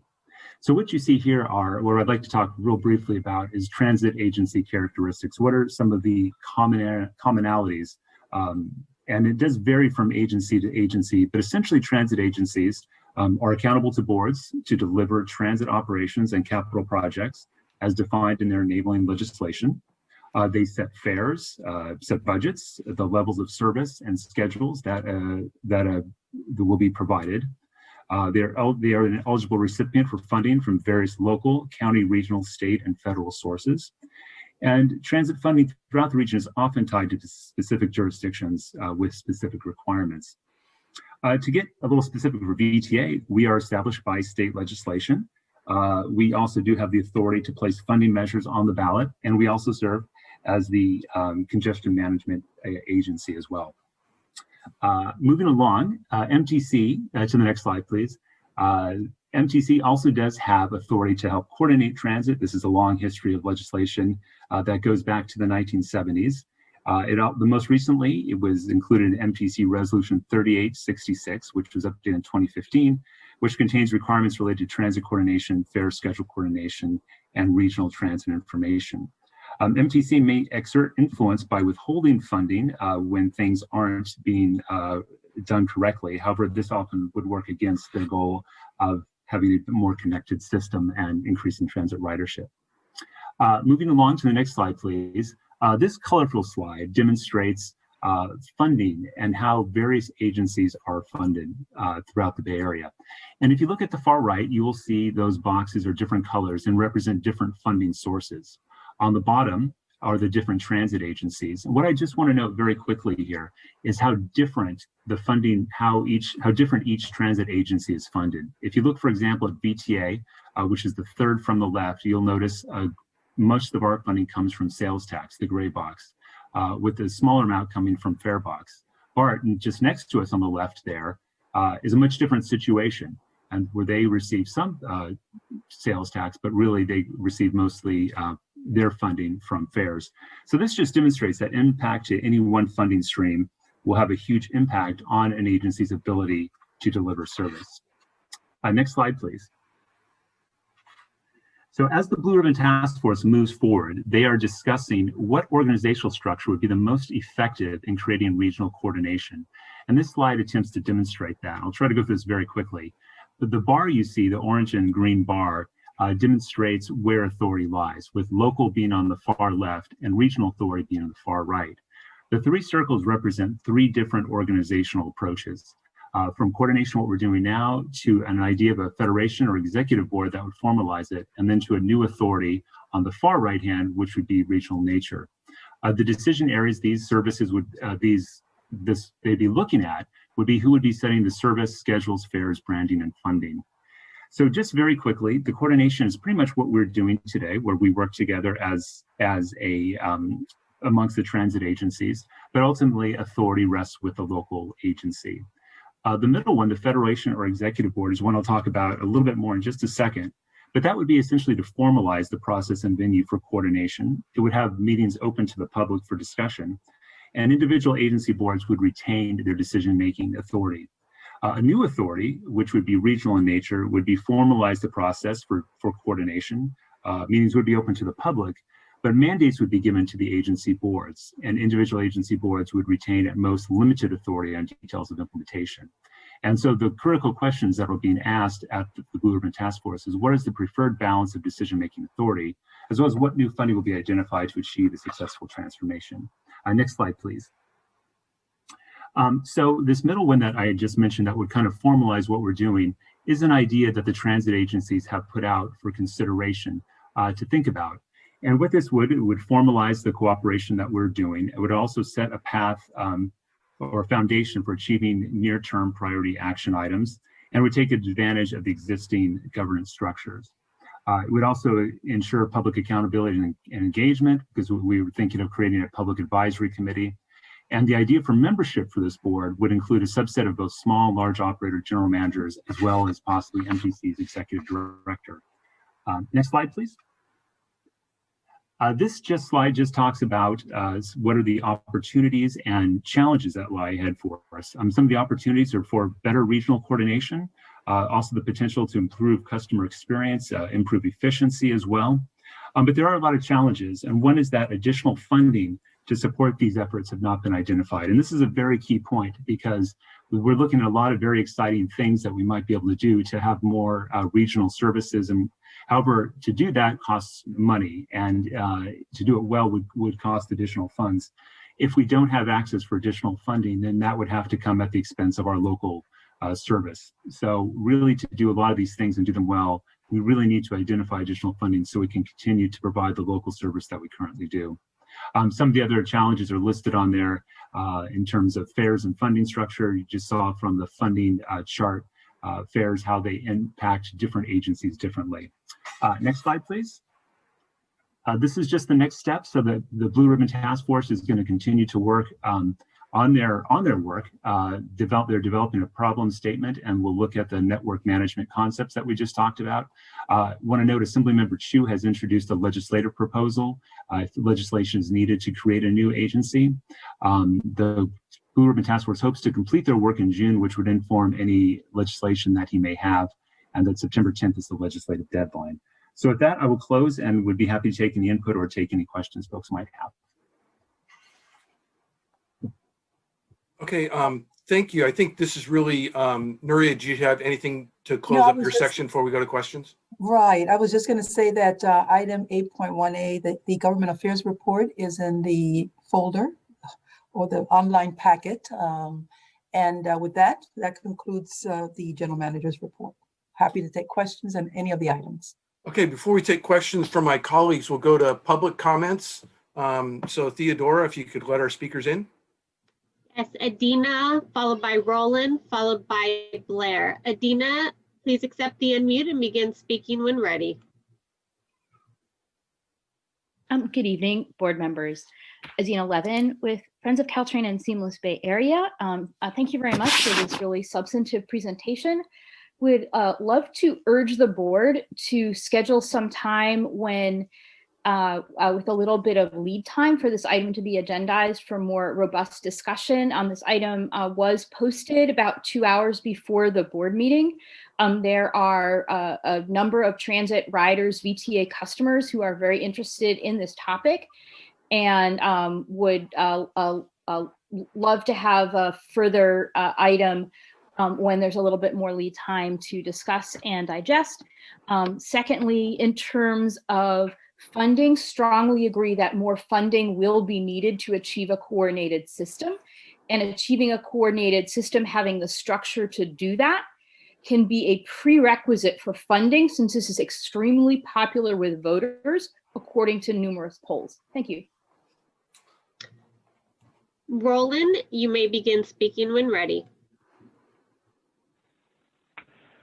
Thank you, Mr. Chair. Thank you, Scott. That was really a great presentation. So what I'd like to do is to put a little bit of flesh on the letter I wrote to the board. Actually, I wrote to MTC back in December. I've just resent it to the board just now. That has to do with this surplus $55 to $90 million CASAC projection we have got until June, and how we could actually start introducing some kind of a Caltrain service between San Jose and Gilroy and provide some relief, especially on an equity basis. Challenges, we've got to stop Samtrans from gouging us. I'd be happy to help you out with how much this service should cost. We obviously need to negotiate with Union Pacific. I've actually offered to do that. If you think I don't know how to negotiate with Union Pacific, please think again. Last thing about the site with all the colors, faster. We have already paid for faster. Another 1% sales tax not going to work here. Thank you. Blair, you may begin speaking when ready. Hi, thank you. For as uncomfortable as COVID-19 can be for all of us, incredibly uncomfortable it can be, I'm hoping we're learning some good practices and we'll have some good habits coming out of this time period in our lives.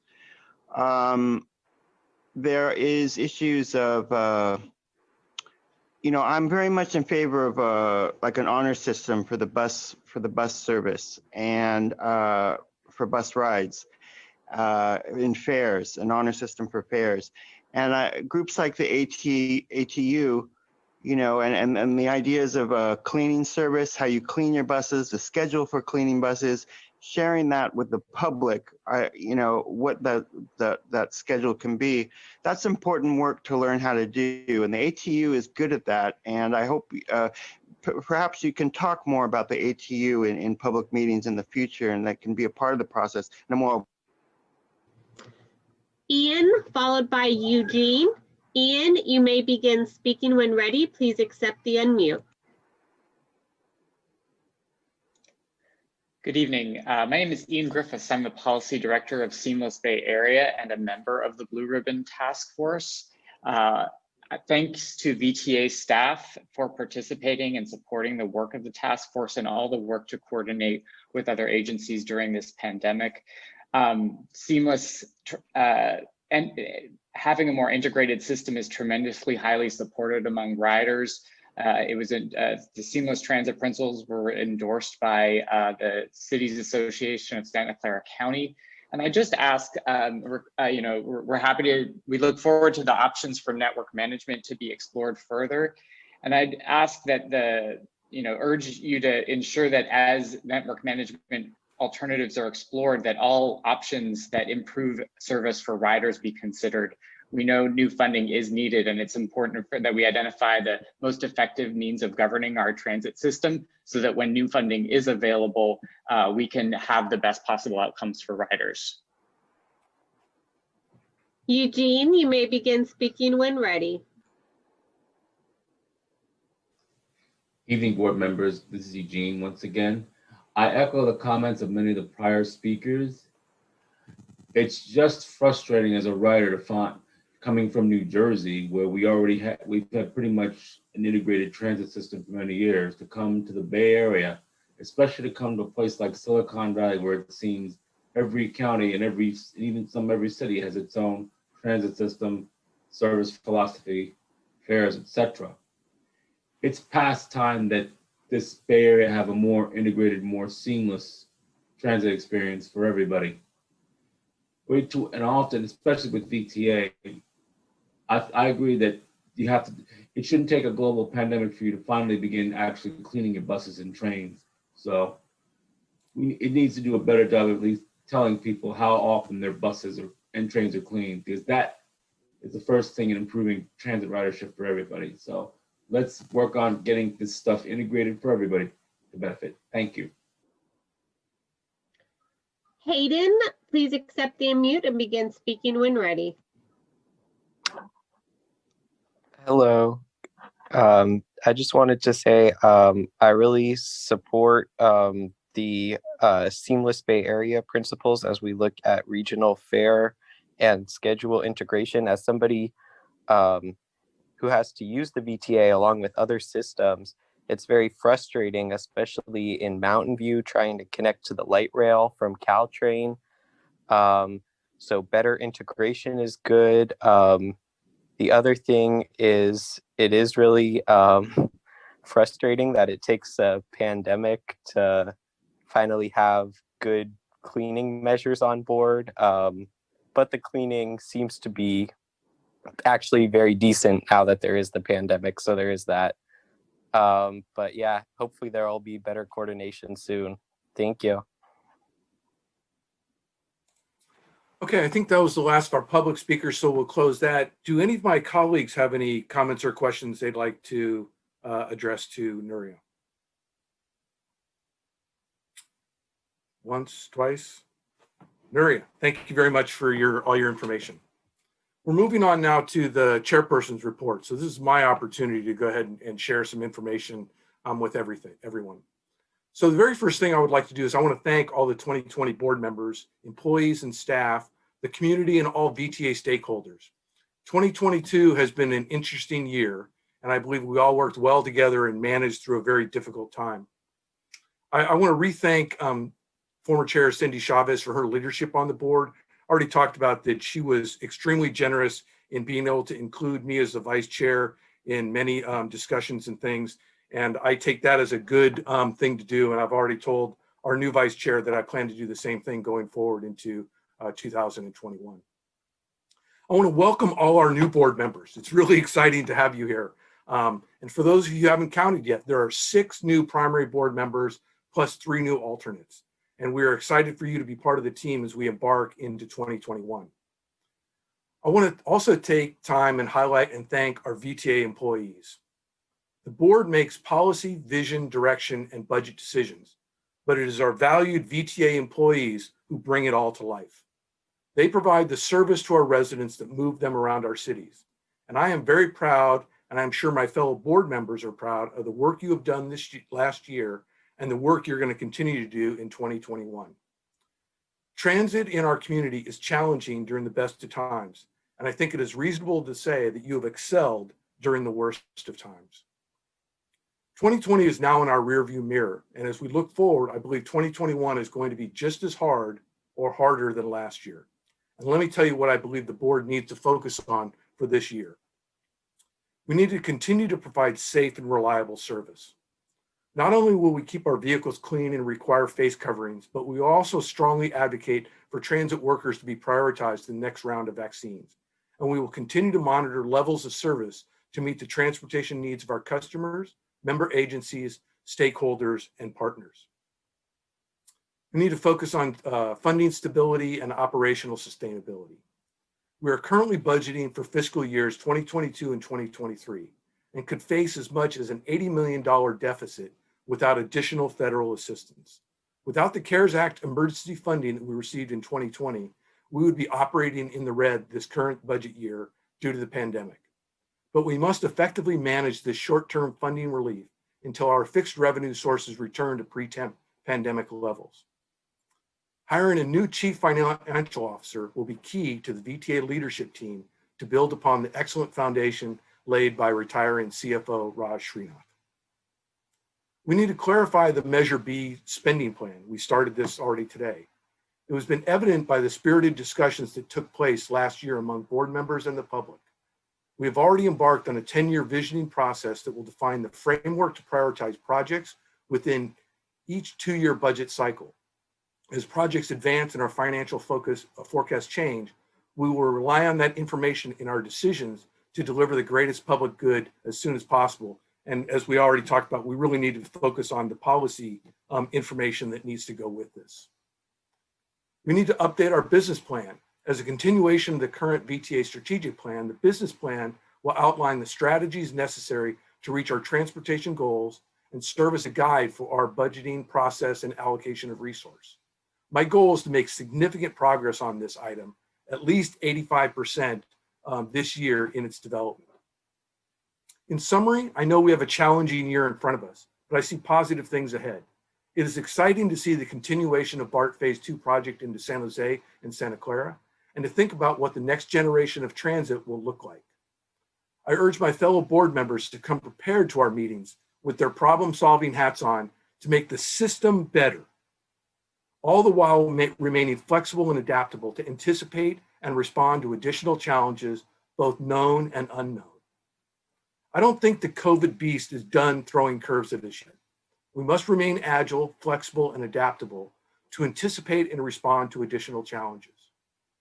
My ultimate goal is in a year from now that we can look back and see that we've left things better than where we started the year. I am confident with the skills of the people on this board and the continued innovation and dedication of VTA staff, we can do great things for our riders and Santa Clara County residents. Next, I need to provide some information on the Section 218 item. A 218 agreement is necessary for our employees to have Social Security benefits. This should have been put in place in the 1970s when VTA was the county transit district, but that didn't happen. Last year, the board, management, and labor groups worked together over several months to develop a solid plan that involves an election to put a Section 218 agreement in place for each of our pension plans. That collaboration between the board, staff, and labor groups is going strong. And I really want to thank the union leadership for how they've been able to come together and the collaboration they've had with us. We are hosting with the Federal Social Security Administrator and the State Social Security Administrator a new round of virtual town hall meetings for our employees in January and February. The town halls will educate employees how to vote and give them opportunities to continue to ask questions. Ballots will be mailed the first week of February, and the election period will begin February 8th and will end on March 9th. If, and I want to say when, a majority of the active employees in each pension plan vote yes, then everything will stay exactly the same and will preserve Social Security benefits for those employees. I have one last thing to share with you. I feel it is important to acknowledge the attack against democracy that occurred roughly 36 hours ago in Washington. The attack against our freedom, our House of Congress, and against our Constitution. Yesterday was an attack on and a siege of our seat of government during a joint session of Congress to certify election results. We should all be outraged, and outraged is the most polite word that I can use right here. This was as much an attack as 9/11. This was carried out by terrorists who wanted to attack our constitutional government. Yesterday, our Constitution won. But it highlighted how fragile and how important our government is. It highlighted the values of our Constitution and our form of government. We started this meeting tonight by swearing in new board members. All of us have taken the oath to defend the Constitution from all enemies, foreign and domestic. And I want to take this moment to remind all of us of that oath, to remind each of us about the great responsibility we have as government officials. Now, I didn't bring this item up tonight to have a debate about how this happened, who's responsible, or what action needs to be taken next. I just thought it was important to acknowledge that yesterday occurred. The horrible, terrible terrorist attack against our country. A day I never thought would occur, a day I will never forget. But it is a day we need to remember. So those are all of my comments. Is there anyone in the public that wants to speak? Theodora, could you ask our member of the public in? Yes, Blair, followed by Roland. Blair, you may begin speaking when ready. Hi, thank you. I would very much like to thank the chairperson for his words tonight. It was nice to go on with the meeting and not have to fully consider what had happened yesterday, but for a few words to be spoken about it, it really helped, and thank you. I'm going to be coming from a position of not necessarily it was a terrorist act, but it was an act that needs to be a form of healing that we have to, and that I feel we can work on that healing, those healing ideas in voting rights in the next 5 to 10 years. I think we have good starting ideas to do that in the next 5 or 10 years. So I'm very hopeful that with the community process like we have tonight, these things can be simply discussed and worked out. So thank you for talking about it. I have public comment, written down words about this subject in public comment, and thank you again for the meeting tonight and just for our community process. Thanks. Roland, you may begin speaking when ready. Thank you, Mr. Chair. I really appreciate you going there, and I'm going to take this opportunity to share a little bit about myself and why I'm not an American citizen. I actually was about to apply for American citizenship when Clinton was president. And I tore up my application the day Saddam Hussein invaded Iraq because I didn't want to be ashamed to be an American. And what happened yesterday reinforced that I made the right decision. I'm proud to be a British citizen, and I don't want to be ashamed to be an American. Thank you.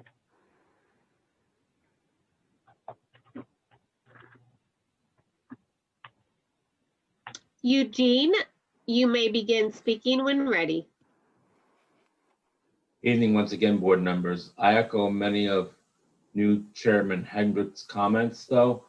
I must mention, though, that what happened yesterday, the terrorist attack, also illustrated an obvious equity issue.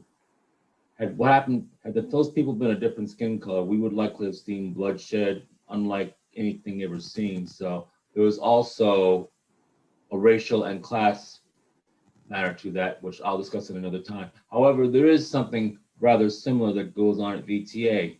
Mr. Stallman, my colleague, had sent you, Mr. Hendricks, something about building bike trails along Highway 85, money of which is being used to help expand that highway. We're urging you to spend $9 million to at least build the bike paths and trails through 2 communities of concern instead of expanding Highway 85. You should have already had a letter from Mr. Stallman. I'm endorsing that personally as group founder. So please take action, make it happen. Okay, thank you. I think that was the last of our public speakers. To my colleagues, anyone have any comments, thoughts they want to share? I'm not seeing any hands, so we're going to move on to item 3. Are there any items of concern or referrals to the administration? Mr. McAllister. Yes, thank you. This sort of is piggybacks on a report that Scott did, and it refers back to when as chair of the ad hoc committee on board and board governance, and it was interesting to hear how Scott was talking about a regional deal. But recently, and I think the chair pointed out that we have 6 new sitting members and 3 alternates. And I recently was involved in a meeting where there was quite a bit of discussion about how a city was going to appoint someone to a position on the VTA board. And it goes back to my basic premise that VTA is a very important institution in the Santa Clara County.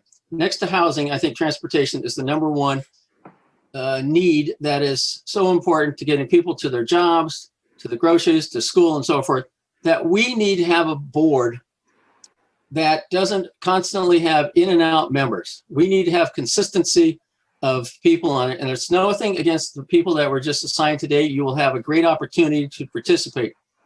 But VTA board needs to have a reliable, solid staff of board members that will continue over time. The chair pointed out some very difficult decisions that you're going to make, and you're going to have to start from the get-go to learn all what's going on, because it is so important and so much that VTA is involved with that it will take you 2 years to figure it out, and hopefully you'll stay on. And so what I'm thinking, what my concern is what could we have done at the ad hoc committee that potentially could have helped VTA get a stabilized, consistent membership. And I was just happened to read an article about San Francisco where they appointed 2 members of the public to their transportation committee. Samtrans also appoints non-electeds to their board. And I was looking at the VTA Enabling Act, where it says the only people that can be appointed are elected officials. And I would like this board and all those that are listening to consider possibly adding to and modifying the membership to allow non-electeds to serve on the VTA board. That will add expertise, professionalism, continuity, and longevity. And other than our great former chair, Cindy Chavez, who is an institutional wealth of knowledge and brings so much continuity, and as I say, to this board, which is so important, it's possible that we need to look at another way of governance or add options to it. So I would like you to think somewhere down the line that you think about as we move forward and all the options to possibly propose legislation that will allow non-electives to serve on the VTA board. And a quick shout out to Cindy Chavez, which I should have done this sooner. When I was, when she was chair, I was board of the chair of the Governance Enhancement Committee. And Chair Chavez allowed the VTA, that ad hoc committee, to have full opportunity to present their ideas to the full board. And she was willing and open to any suggestions that we had. And I appreciate her openness, her thoughtfulness, and opportunity to allow us to speak. So thank you for that. And that was something that a lot of people probably didn't realize, but a lot of that we did was under her watch. And we appreciate that what she was allowing us to try to make the VTA board much better. And my final note to number 10, hopefully when the census comes out, you move to number 9. But thank you for allowing me to speak, serve on this board.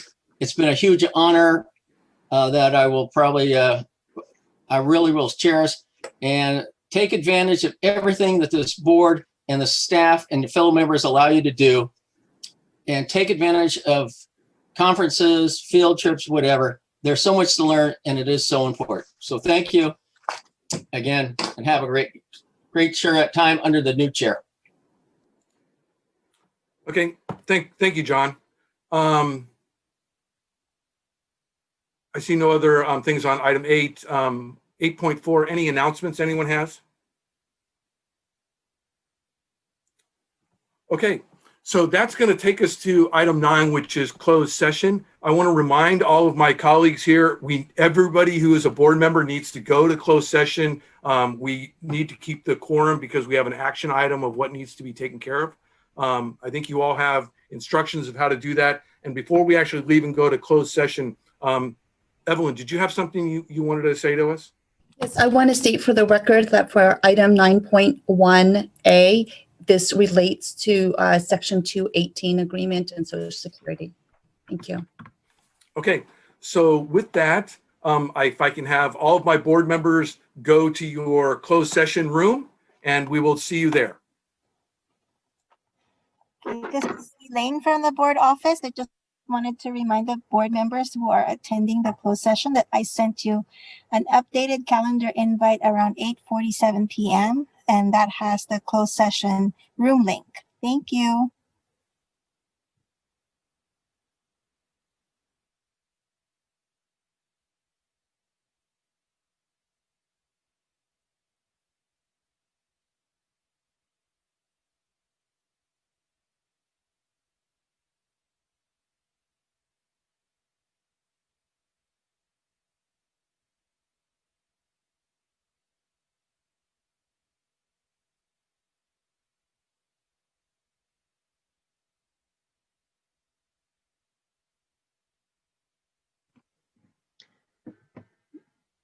Vice Chair Jones, I am going to turn off your video.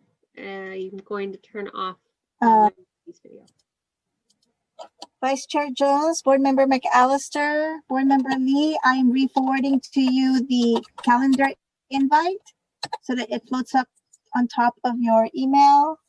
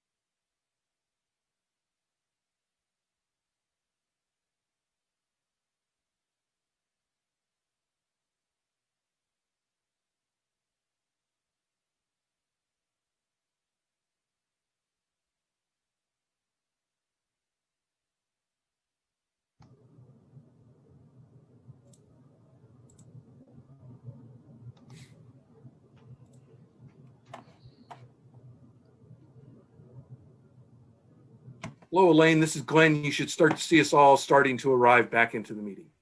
Yes, thank you. And let us know when you see enough of us have come back, and then we'll reconvene.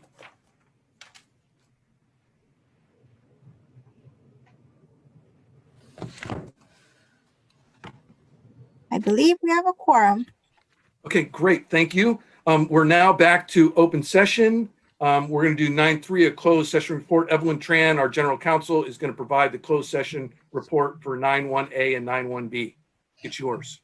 Thank you. For 9.1A, there were no reportable actions taken by the board. For 9.1B, the board has authorized the general counsel to initiate litigation against the sureties of SSH. Thank you. Okay, thank you very much. I want to go ahead and thank all of my board members for being engaged and here. Especially thank you to all the new board members that have joined us. You are seeing how exciting and wonderful stuff that we're going to be doing the rest of the year. I appreciate everybody. Stay safe, and we're going to adjourn the meeting now at 9:54. Thanks, everybody. Thank you. Thank you, Glenn. Bye, everyone. Have a good night. Good night. Good night. Thank you. Good night.